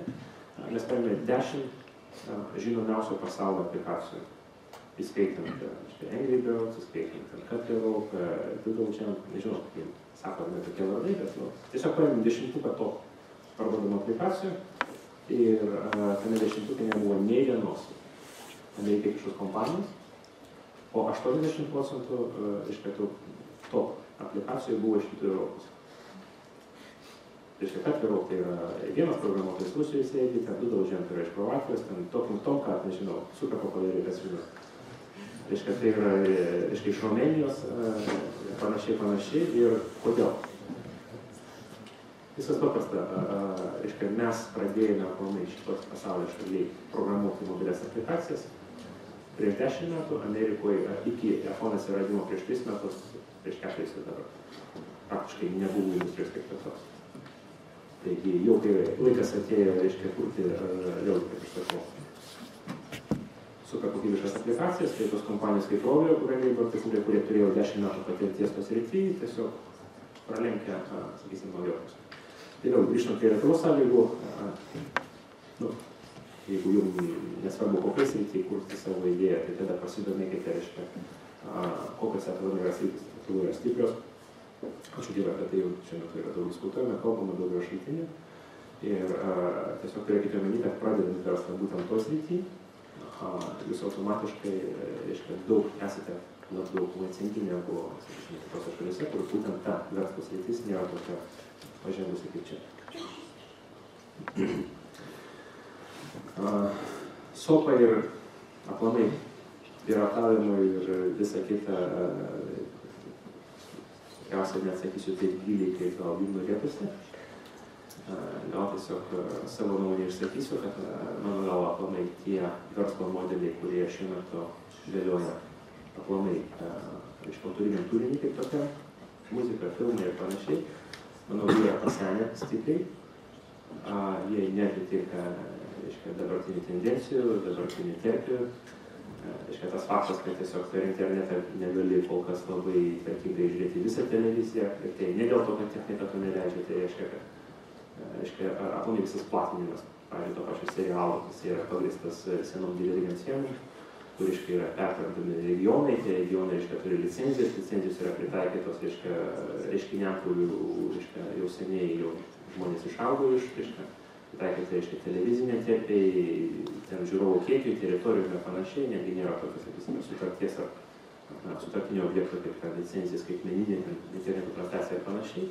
Taigi, mano galva, tos sistemos, sakysime, tie modeliai aplinkui turinį aplamai iš principų yra pasenusios.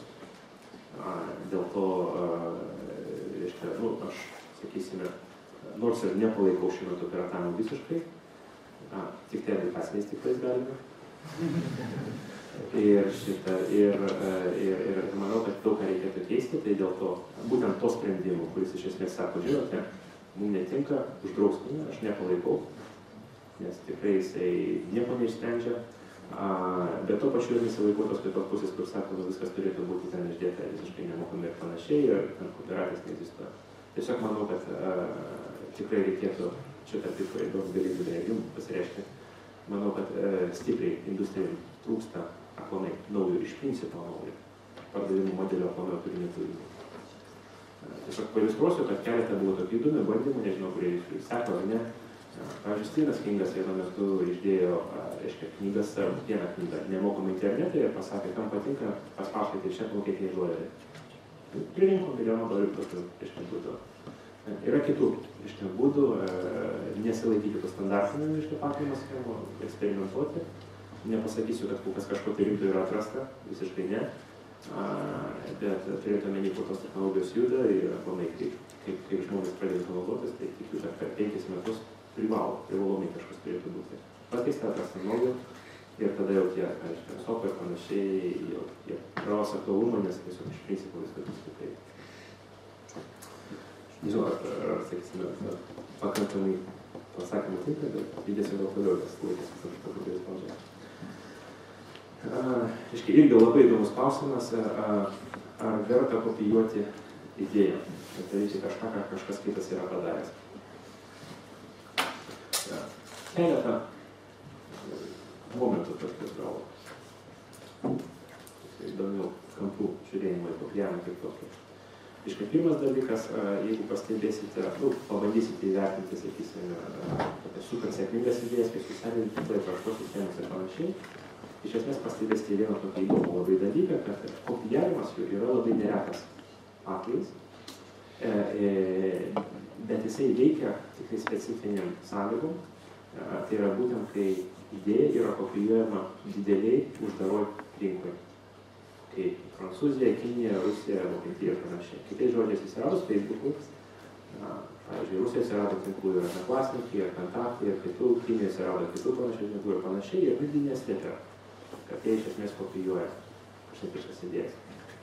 Dabar patirtis rodo, tai nereiškia, kad Lietuvoje nebandė kopijuoti, bandė ir Lietuvoje ir kitose šalyse, bet patirtis rodo, kad tik tai dideliuose uždarose rinkose tas suveikdavo. Realiai klonai galėjo išsilaikyti ir pasidarė populiaresni negu už originalą. Tik tai va tokiose rinkose kaip Kinija, Rusija, Vokietija, Prancūzija, truputėlį gal Lenkija, aiškiai jūsų savais tinklais ir panašiai.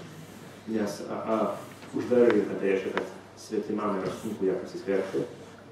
Ir aš pats jau nebe vieną kartą bandžiau aplamai, nesakau, kad daryti, bet vertinti strategiją atėjimo į Kinijos rinką. Mano išvada buvo, kad tai yra super sunku, nes yra labai daug techninių niuansų, barjerų ir tokiam svetimam žmogui ateiti į vietinę rinką yra praktiškai neįmanoma.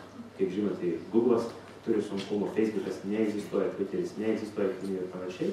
Tuo tarpu, kaip jų klonai konkurentai vietiniai labai normaliai puikiai plečiasi ir gyvuoja. Tai reiškia, uždara rinka, vėlgi skirtingai nuo tokių šalių, pavyzdžiui, kaip Indija, Indonezija. Jos yra didžiulės, bet jos yra atviros.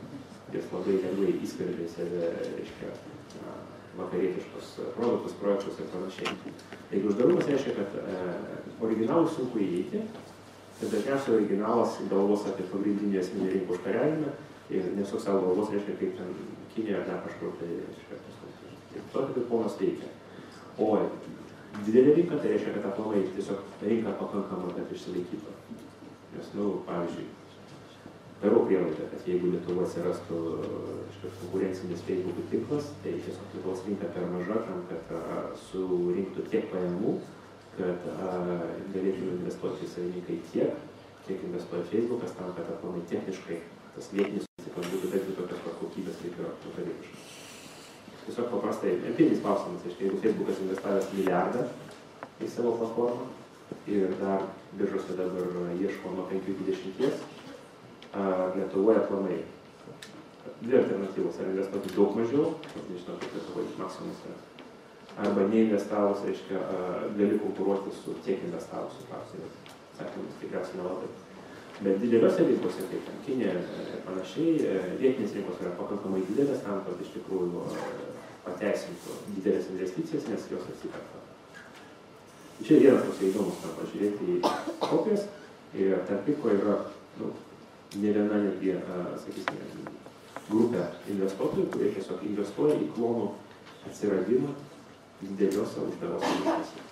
Sėkmingiausia vakarų idėja. Kitas momentas, tarp kitko irgi tiesiog viena iš iliustracijų, nežinau, ar naudotis ar ne grupiniais pirkimais, Čeriai, grupinis LT ir panašiai, bet jie yra tiesiog klonai Groupon. Ir kitas kam pažiūrėti irgi, sakysime, ankstyvo fazį, iki kol idėja pasidaro super populiariai. Tai tada vyksta toks įdomus procesas. Pirmas dalykas, bet kokia idėja, nėra vienu metu įgyvendinti kiekviena kompanija. Yra vienu metu daug bandymų ir teisingai naiviai būtų tikėtis, kad jeigu sugalvoti ten kažkokią tai parduotuvę, ar tinklą, ar dar kažką tai, kad tuo metu būtent to, nedaro niekas kitas. Tikrai yra, patikėkit kitų kompanijų, kurios tą daro. Ir iš esmės yra dvi netgi grupės žmonių. Viena grupė tai yra klasikiniai kopijuotojai, verslininkai patys. Reiškia, kurie tiesiog stebia, kas vyksta aplinkui. Ar pasirodė įdomus žaidimus, ar pasirodė įdomi koncepcija, ar interneto svetainė ir panašiai. Ir tik tai, kai pasirodė kažkas tai mažas, neišaugęs, bet žadantis, su įdomi vertinga koncepcija, idėja ir panašiai, tada, reiškia, grėbėsi ir tą daro. Investuoja daug pinigų, daro tą super greitai ir, reiškia, bando aplenkti tą, kuris atėjo iš pradžių. Taigi, tas dažnas dalykas, nes rizikos prasme valdymo, tai yra, nežinau, niekaip netikrinau, bet kai kuriem atrodo, kad tai yra didesnė tikimybė greičiau išaugti, negu pačiam eksperimentuoti. Nes, tiesiog leidai kitiem eksperimentuoti ir iš karto grėbėsi to, kas atrodo gražiau, geriau, greičiau auga ir panašiai. Taigi, vėlgi, taktika gynybos nuo to yra, vėlgi, kaip aš pasikartosiu, jeigu jau turi gerą idėją, tai jau atsiprašau, jau prisikrauk investicijų ir dėkų greičiau, kol tavęs kitas nepadaryti. Ir yra vėlgi grupė investuotojų, kurie irgi stebi, kas rinkoje vyksta. Ir tada žiūri, kad, pavyzdžiui, atsirado 4-5 vieną kitą panašios idėjos, vėlgi bando atspėti, kasgi yra stipresnė. Komanda, kolektyvas, turi resursų daugiau, geriau veikia ir panašiai. Investuoja jie būtent tam, kad nereiškia išaugti greičiau. Taigi toksai, sakysime, kopijavimas, taip jisai vyksta. Vėlgi, nesimu vertinti, sakysime, etinės pusės, ar yra gerai ar blogai kopijuoti kitą, bet žinau, kaip verslo praktika neegzistuoja. Ir jinai yra pakankamai dažna ir vienintelė gynyba, kad sakysime, yra, jeigu jau matai, kad tau kažkas pasisekė, tikrai didelės geros idėjos, kaip ir ambicijų, nepaslėpsi, bent jau ilgą laiką. Ir neišvengiamai, sėkmė reiškia, kad jūs pastebėjote. Pastebė reiškia, yra tam tikra rizika, kad kažkas bandys užimti tą nišą. O vėlgi, vienintelis būdas to išvengti, tai yra bėgti kuo greičiau. Dėl kopijavimo, dėl mokesčių. Iš karto pasakysiu, reiškia, kad tai be abejo mes esame 100% legali kompanija. Mes nemokame atlyginimų vokelius išskyrus Ameriką, bet ten čekiais. Matote, dabar tarptautinė erdvė aplamai yra pakankamai, sakysime, tokia globali. Ir taip, mes turime šiandien 4 padalinius Lietuvoje, Britanijoje ir 2 Amerikoje. Kiekviena šalyje mes be abejo oficialiai registruoti, mokame visus mokesčius, samdome darbuotojus ir viskas, kas priklauso, viskas sumokame. Ir tai yra paskirsto, be abejo. Esame Lietuvoje, mokame Lietuvoje, esame Britanijoje, mokame Britanijoje, esame Amerikoje, mokame Amerikoje. Ir irgi čia, sakysime, tokia įdomi mintį bandysiu davesti.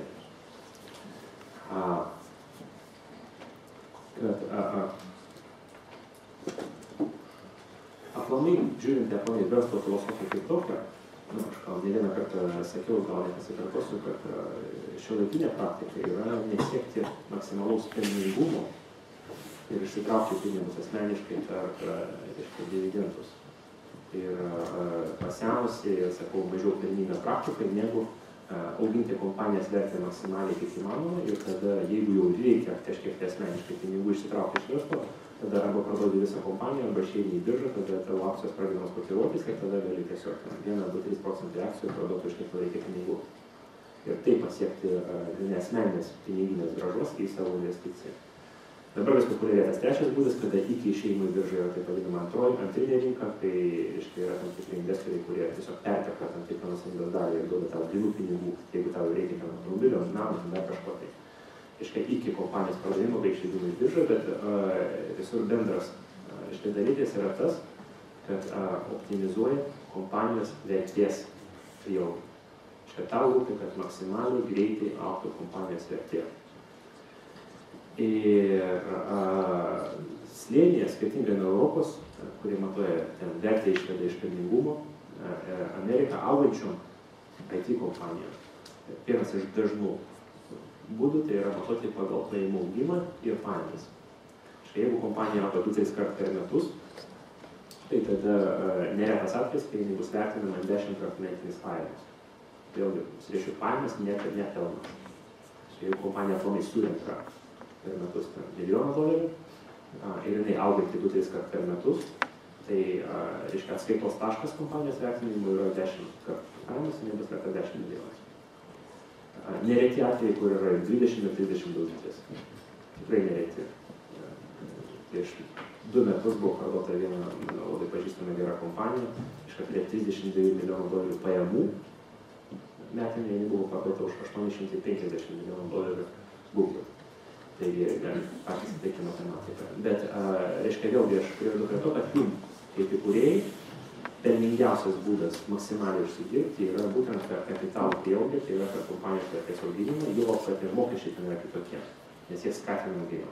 Netgi Lietuvoje mokesčiai, pavyzdžiui, įsitraukiate per atlyginimą, tai yra grubiai paliksite apie pusę, reiškia, jeigu per kapitalų prieaugį, tai yra 15%. Taigi stiprus skirtumas. O tai reiškia, kad reiškia, jums apsimoka maksimaliai baltai versti visą buhalteriją, nes natūraliai juodos pajamos skaičiuoja.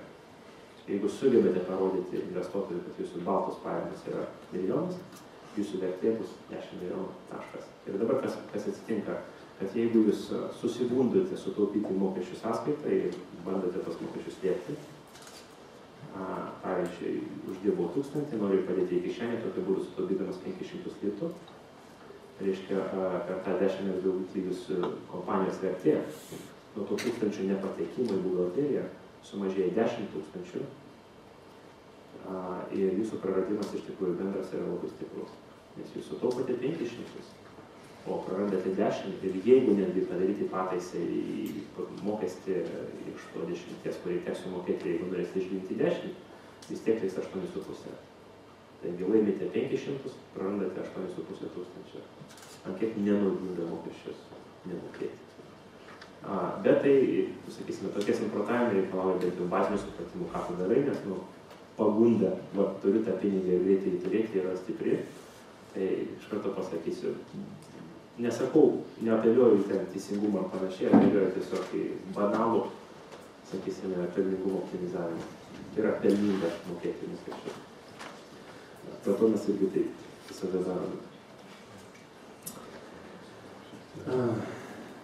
Organizatoriai kiek laiko leis aplamai visą diskusiją, kada jinai turėtų užsibaigti? Ai, tai dar turim laiko. O kaip jūs nesate pavargę ar panašiai? Gerai. Jeigu leisite tiesiog kitėlį atsigersiu.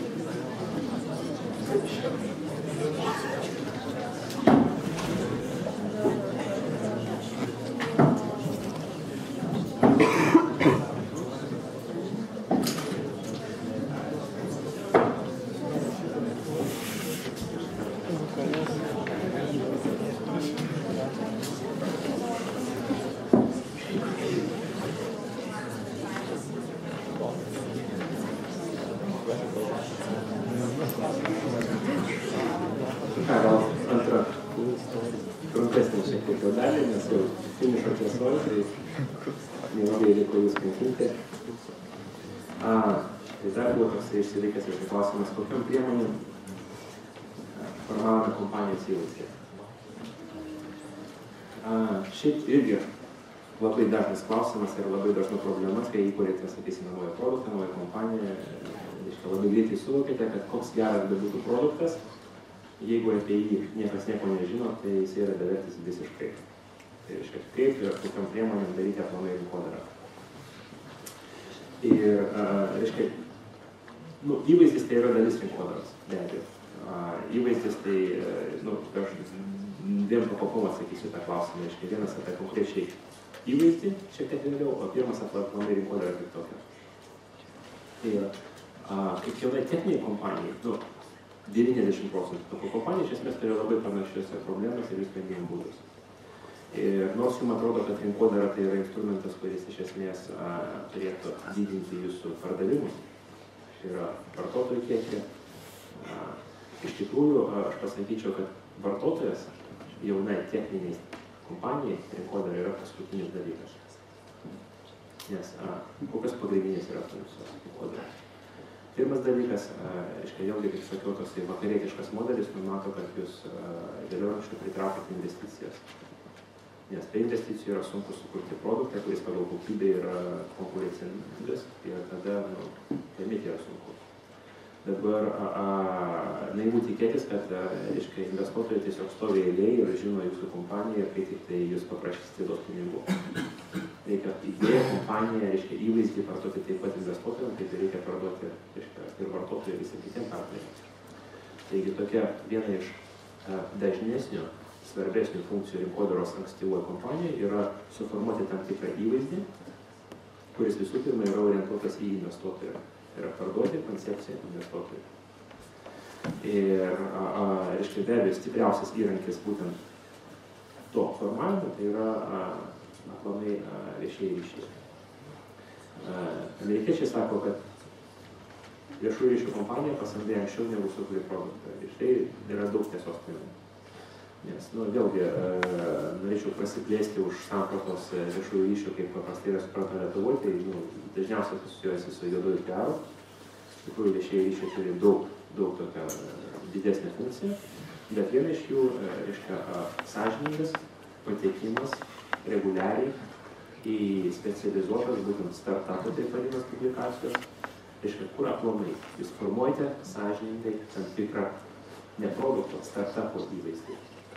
Kompanijos įvaizdį. Jūs rašote apie savo verslo idėją, rašote apie verslo modelį, rašote apie augimą ir panašiai, tokių publikacijų yra, tikriausiai daugelis jūsų skaito gal TechCrunch, ar skaito kažkas, keletą yra. TechCrunch Venture Beat, yra keletą tokių, gal apie 20 specializuotų, kurie paprastai specializuojasi tokios apžvalgos startupų ir jaunų verslų rinkos. Ir aš sakyčiau, kad 99% investuotojų būtinai skaito tas publikacijas. Taigi, įdėkite save investuotojų kėdę, pamatysite, kad reiškia, kaip jūs atrasite sėkmingiausią kompaniją, kurią reikia dabar investuoti. Pagal ką jūs spręsite. Jūs tikrai neturite fizinės galimybės lakstyti per garažus ir baladuoti ir sakyti, ar čia neauga kita kompanija. Ne. Tai jūsų bus iš esmės labai keletą ribotų, sakysime, informacinių kanalų, kaip jūs ieškosite tas kompanijas ir, reiškia, vienas bus tai būtent tokių specializuotų publikacijų skaitymas, tiesiog kas vyksta, kas aprašoma, kas naujo ir panašiai, kitas yra apie specializuotų renginių, buvimą ir lankymą. Tai yra Bartiem, Sitkiem, Arctic Startup, Slush, ten yra jau gal apie 20, sakysime, mūsų netgi Lietuvos aplinkoje. Ir, be abejo, investuotojai ieško, matau, kad čia reikia truputėlį psichologijos investuotojų, jie nepretenduoja, kad jie supranta verslą. Jie ieško sėkmingos kompanijos simptomų. Jie per eilę metų pripratę atpažinti sėkmingą kompaniją, kaip jinai elgėsi, kaip jinai atrodo, kaip jos statistika ir duomenys atrodo ir panašiai. Ir toksai vienas žinomiausių simptomų, tai yra jie vadinami hockey stick. Hockey stick tai reiškia, kad jūsų metų ar 2 metų ar keletos mėnesių augimo rodikliai, ar tai būti pajamų, ar tai būti vartotojų, atrodo kaip geometrinė progresija.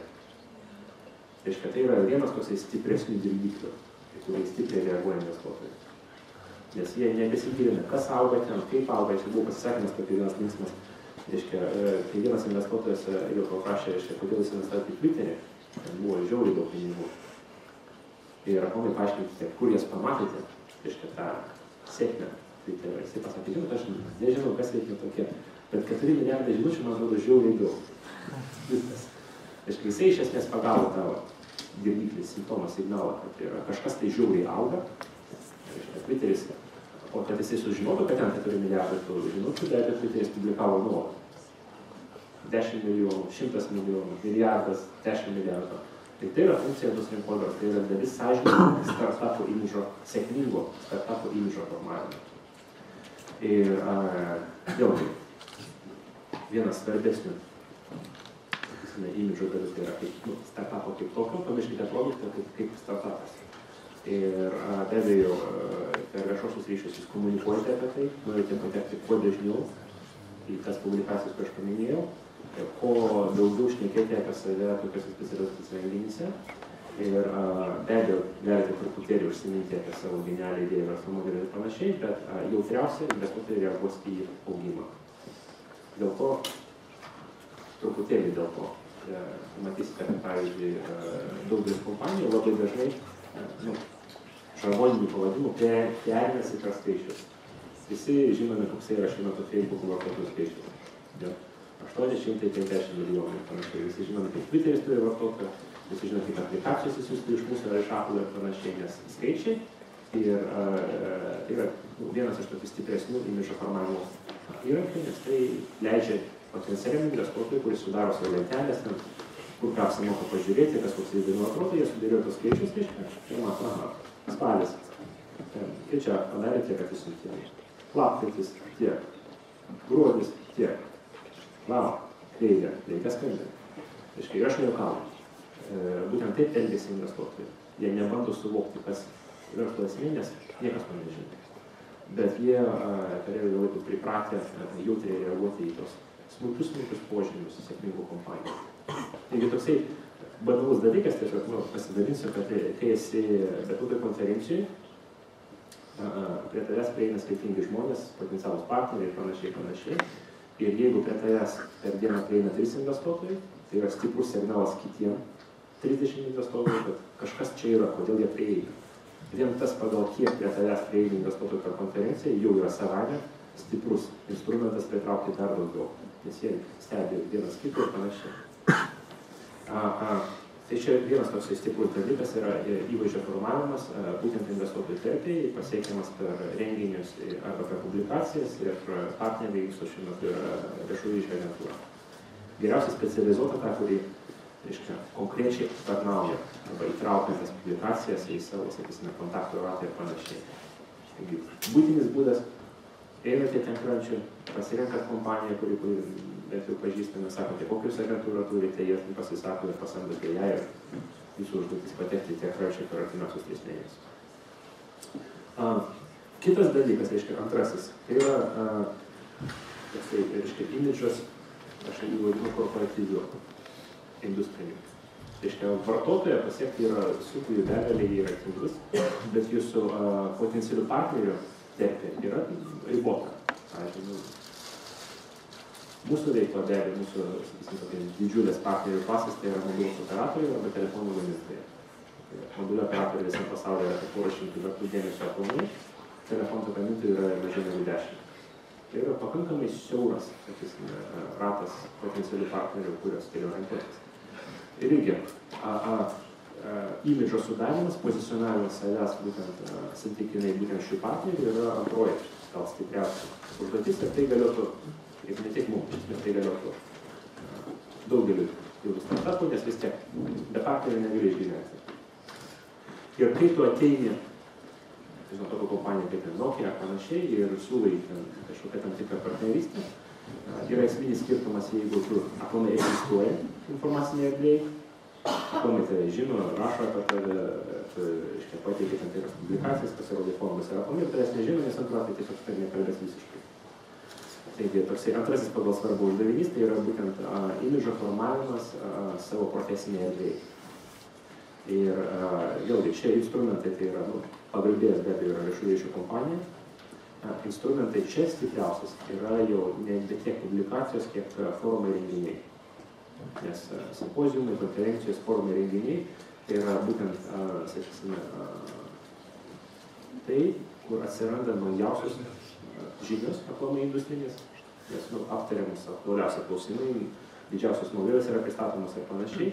Ir jeigu tu esi matomas, aplamai darai protingus pranešimus, pavyzdžiui, ar dalyvauji ten protinguose ir svarbiose diskusijose, ypač jeigu iš tikrųjų kažką tai tokio protingų sugebėjo prikalbėti ir panašiai, tada tai automatiškai patenka į analitikų, blogerių, žurnalistų ratą, automatiškai tu esi profesionaliai matomas, o kompanija yra profesionaliai matoma. Taigi, užtikrinus tam tikrą poziciją, pavyzdžiui, mes visada save pozicionuojame kaip nepriklausomas didžiausias, independent open application platforms. Ir tą mes kalame jau, sakysim, per pasirašyčius jau 3 metus ir dabar drįsiu spėlioti, kad paklausus bet kokio profesionalo, mūsų srityje, jie pasakys, jo, žinome, čia yra, open free application platform.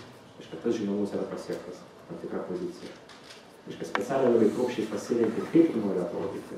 Pavyzdžiui, mes labai stipriai spaudžiame tą open arba atvirumo aspektą, iliustruodami, kad, skirtingai nuo kitų žaidėjų, o jie yra Apple, Google, Microsoft ir panašiai, mes esame atviri verslo modeliams skirtingai. Pavyzdžiui, kodėl Amazonas negali savo paslaugų teikti nei Apple, nei Google platformą, nes dėl tam tikrų verslo modelių atsiskaitimo apribojimų tiesiog tos platformas neleidžia jiems egzistuoti. Tai Amazonas privalėjo iš esmės sukurti nuosavą Androido subversiją ir išmesti viską, kas ten yra Google, ir tada įdėti į savo Kindle prietaisus ir panašiai. Tai mes žinome, kad daugeliu partnerių yra būtent telefonų, planšetinių kompiuterių gamintojų, būtent apeliuoja stipriausia, būtent tas, kad yra atvirumas. Mes jų nevaržome. Irgi kaip iliustracija, sakysime, pasiekmės tokio sąžiningo pozicionavimo, imidžo formavimo. Ministras prieš kalėdas pas mus buvo stipriausias, sakykime, sprogimas, androidinių e-readerių. Mes pasirašome apie 5 sutartis ir per kalėdas nerealiai daug prietaisų, sakysime, buvo parduota. Šiandien prognozuojame virš 5 milijonų prietaisų aprūpinti programinį įrangą. Ir ten atsiranda tokia įdomi dinamika, kad e-skaitytuvai, be abejo, jie priklauso gamintojams, kurie parduoda e-knygas, o e-knygų parduotuvė standartiniai Google operacinė sistema yra neįmanomas verslas, nes jis yra draustas, nes tai nėra per Google eidžą. Ir transakcijos yra neleidžiamos, nes tik tai per Google checkout yra leidžiama Google standartinė operacinė sistema. Ir, kodėl mums paskambino ir pasakė, žinot, mums iš vienos pusės reikia aplikacijų, visos ekosistemas, nes mes parduodame knygas, o tai reikia visko. Iš kitos pusės būtent dėl to, kad mes sąžiningai pozicionuojamės ant kaip atviri, jie skambina, šnekasi, suranda, nes jie žino, kad skirtingai nuo Google, kuris yra uždaras tam tikrą prasme, mes esame visiškai atviri ir panašiai. Taigi, sakysim, tos momentus vis tiek išrenki, sąžiningai juos formuoji, apsibrėži ties maksimum 3 aspektus, nes tiesiog prastumti daugiau negu 3 kažkokias spręs, kuris yra labai sunku, ir juos komunikuoju nuolat. Čia vis tiek pavargę, tai žinot, pasakysiu vieną labai tokį įdomą pamokymą iš vieno mano kolegos, kur mane instruktavo per vieną mano pirmųjų konferencijų, kaip reikia elgtis su žurnalistais. Jisai sako, žinai, jeigu tu manai, kad reikia atsakyti konkrečiai tą klausimą, tai tu truputėlį klysti. Nes jeigu tavęs klausia, kas yra Android, sakai, jo, supratau. Žinote, mes esame atvira platforma ir turim 2 milijardus atsiuntimų. O jie pasako, kaip jūs žiūrite į Google sandorį su Motorola. Sako, jo, puiku. Žinote, mes esame atvira platforma ir turime 2 milijardus atsiuntimų. Ir panašiai. Taigi, čia jokiais, bet irgi vienas iš tokių taktinių instrumentų, tai yra nuolatinis kalimas, būtent tų dalykų, kur to nori perduoti. Tai yra, kuo dažniau kartojasi, tuo daugiau tai asocijuojama ir tam tikrų momentų tai tapti reikia. Ir paskutinis, imidžo vartotojo, kodėl aš pasakiau, kad tai paskutinis labai paprastas dalykas. reiškia, aplamai sąžiningas vartotojų nuomonės formavimas per rinkodaros kanalus, įskaitant tą patį imidžą, yra, aš pasakysiu, neleistinai brangus uždavinys jaunai kompanijai. Nes, sakysime, apimti ir tiek reklamos įdėti, kad iš tikrųjų įtakoti nors kažkiek, tai 100 milijonų vartotojų yra už didžiausių kompanijų, sakysime, biudžetinių ribų. Tai irgi panalizuosite, pavyzdžiui, nuo Facebook'o iki Google iki Yahoo. Jeigu pasigilinsite į istoriją, jie taip sąžiningai formavo, turėjo rinkodarą, kaip aš jau paminėjau, finansinę, investicinę, partnerių, dalykus ir panašiai, bet niekad iš jų niekad neužsimojo bandyti reklamuotis eilinių vartotojų, nes tai yra per brangu. Nes darėm tokį įdomų tyrimą, pas mus kai atėjo rinkodaros vadas prieš 3 metus. Reiškia, vienas iš pirmų dalykų, reiškia, jis bandė aplamai pritaikyti, reiškia, standartas, gal išatėjo iš Pepsi-Colos, tai pripratęs, sakysime, prie didžiulių biudžetų ir panašiai. Ir, reiškia, bandė eksperimentuoti, reiškia, kiek sąžininga rinkodara gali keisti mūsų augimą. Nes natūraliai mes turėjome augti kuo greičiau, mūsų augimo tempas buvo toks, jisai norėjo pasiekti padvigubinti. Išvada buvo tokia, reiškia, kad tais metais, jeigu mes neleistumėm daugiau negu $10 milijonų per mėnesį, mes negalėtumėm pakeisti augimą negu 5%. Taigi augi, o įtakoti to augimą negali. Bent jau, sakysime, su minimaliom rinkodaros priemonėm ir biudžetais. Taigi labai dažnas atvejis, kai aš matau jaunose kompanijose, yra netgi nebandoma įtakoti vartotojų per rinkodarą, tiesiog tikimasi, kad produktas yra tiek savame geras, kad, reiškia, vartotojai jį pavyks. Ir tik kada jau yra tikras stiprus augimas, tada, kaip aš minėjau, bandai kovoti jau vietą, sakysim, publikacijos ir žiniasklaidai žinutė jau kainuoja iš tikrųjų plėstis maksimaliai, kariauti jau 100 milijonės rinkas ir tada iš tikrųjų konkuruoti svarbiose brangiose rinkose, kaip Britanija, JAV, Amerika ir panašiai. Taigi, truputėlį tiek. Žinot, apie Agile, jeigu leisite, tai tas klausim pranešimas yra techninis ir čia gal jau tas rytis, kur aš jau truputėlį pradedu būsauti. Kažkada jau padalau, seniai nebėra. Bet ar, kaip? Gal aš prieisiu. Kaip sakė? Gal pakonferentinti, po diskusijos. Gerai. Ir manyčiau, dar gal kokiai porą trejai klausimų laikų yra ir truputėlį jau aptari dar. Čia šiaip labai trumpas klausimas, ar Gedželė yra išpūstos programėlės jūsų sukurtos? Tikrai ne. Tikrai ne. Nes pirmas dalykas, mes turime apie 400 000. Tai su visa pagarba mūsų kolektyvui tokio produktyvumo kitur, kur nekinė aš aplamai. Žinau, tarp kitko, irgi truputėlį gal pasirinkintis, tai reiškia, anais metais aš sąžiningai bandžiau atrasti kelią į Kiniją. Ir viena iš tokių galimybių ir vietų, kur manyčiau tai yra tinkama, buvo, reiškia, pasaulio ekonomikos forumas, buvo jų Kinijos renginys, Tianjin mieste, kur turėjo susirinkti grietinėlę, reiškia, Kinijos verslininkų ir panašiai. Ir teko man susidurti su vienu žmogumi, kuris vadovavo kompanijai, kuri turi 5000 programuotojų. Ir kuris sako, aš noriu, ir jis buvo partneris vieno, reiškia, kinietiško atstoro. Ir aš sakau, tai ką jūs darote? Jis sako, rašom aplikacijas. Ir aš sakau, kokias aplikacijas rašote? Visas. Sakau, kaip tai visas? Sako, aš turiu 5000 žmonių. Aš jūs padalinau po 7 žmonės kolektyvus. Mes esame atsispausinę visą Apple kategorijų struktūrą. Paskirstę kategorijas tarp žmonių. Kiekvienam kolektyvui duodame 3 savaitės ir jie privalo parašyti aplikaciją iš tos kategorijos per 3 savaitės taškas. Metų pabaigoje mes turėsim 5000 aplikacijų.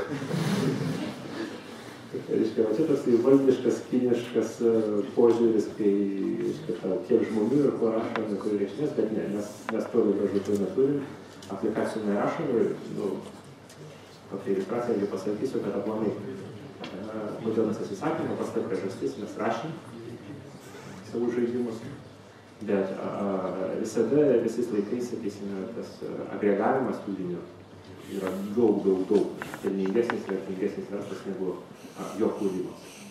Kodėl Maxima yra vertingesnė už individualų pieno tiekėją. Ir panašiai. Tai dėl to mums ekonomiškai būtų neefektyvu mūsų laiką leisti konkrečių aplikacijų rašymui. Nes platinimas yra vieta, kur tu gali ištraukti vertę iš visų jų aplikacijų ir yra labai daug.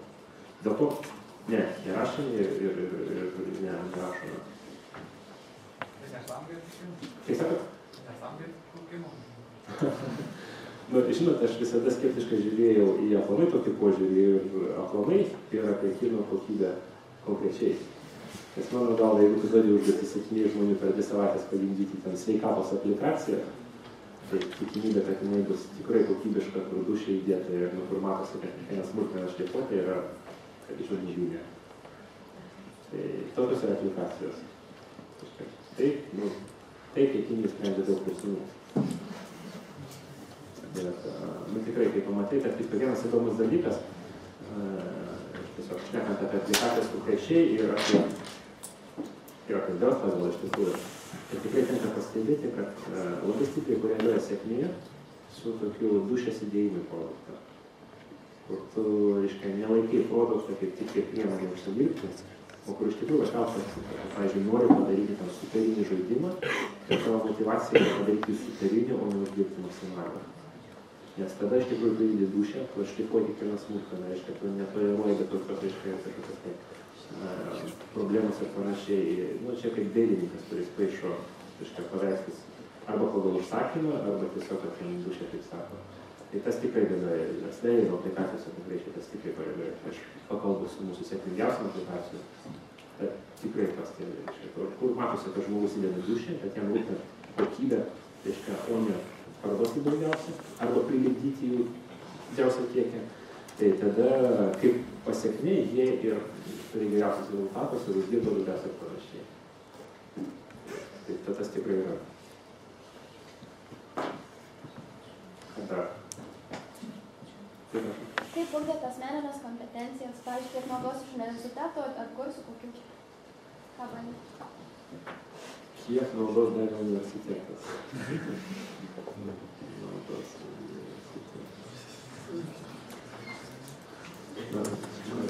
Pradėsiu nuo tokio disclaimerio.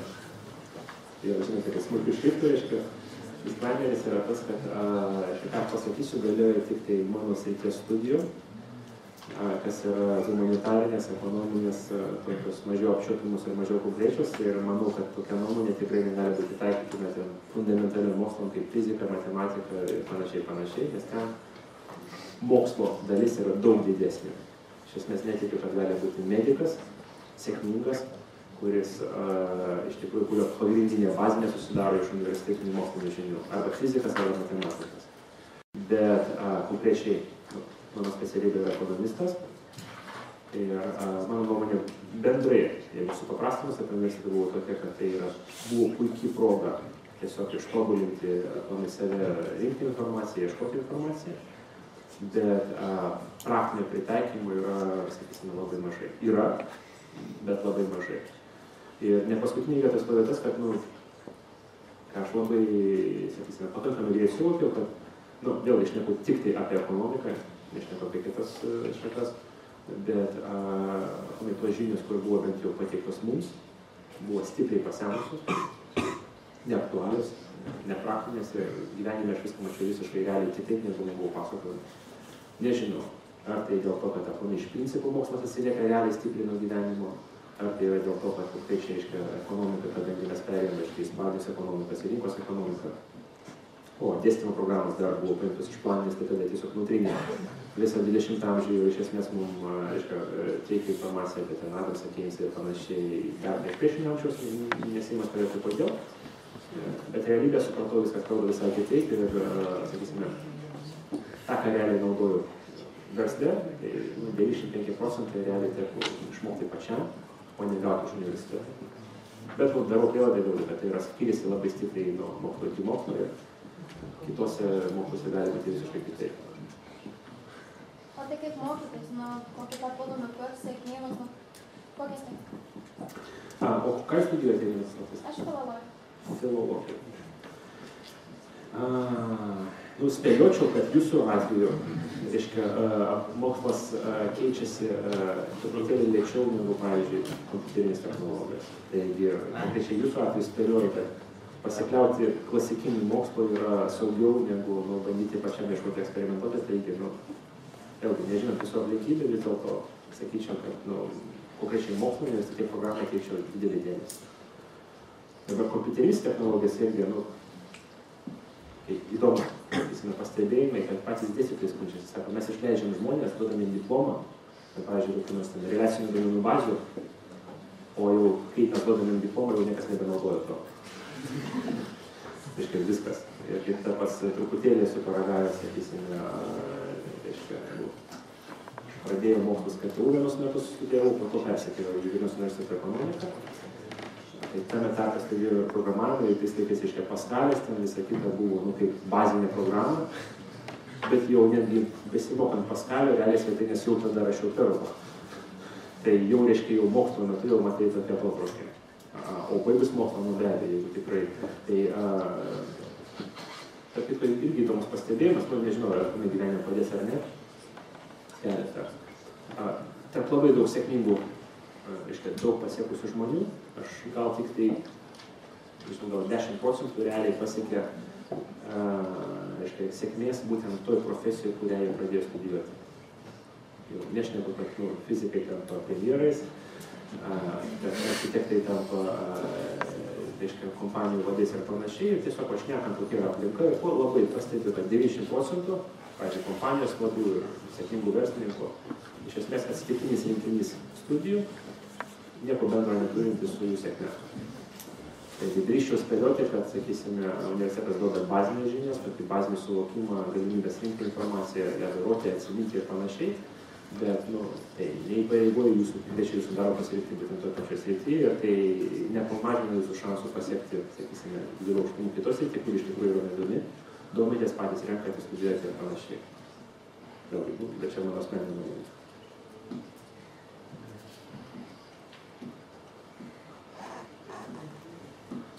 Tai matyti jau truputėlį visi klausimai išsisako. Tai norėčiau tada padėkoti organizatoriam, ir be abejo Jurka. Ačiū labai.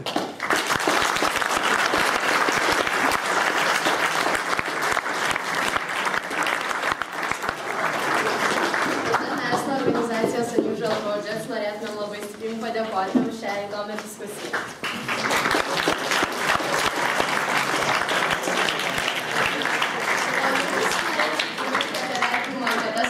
Yra jums ant stalo ir taip pat sekti informaciją apie kitus renginius. Ačiū,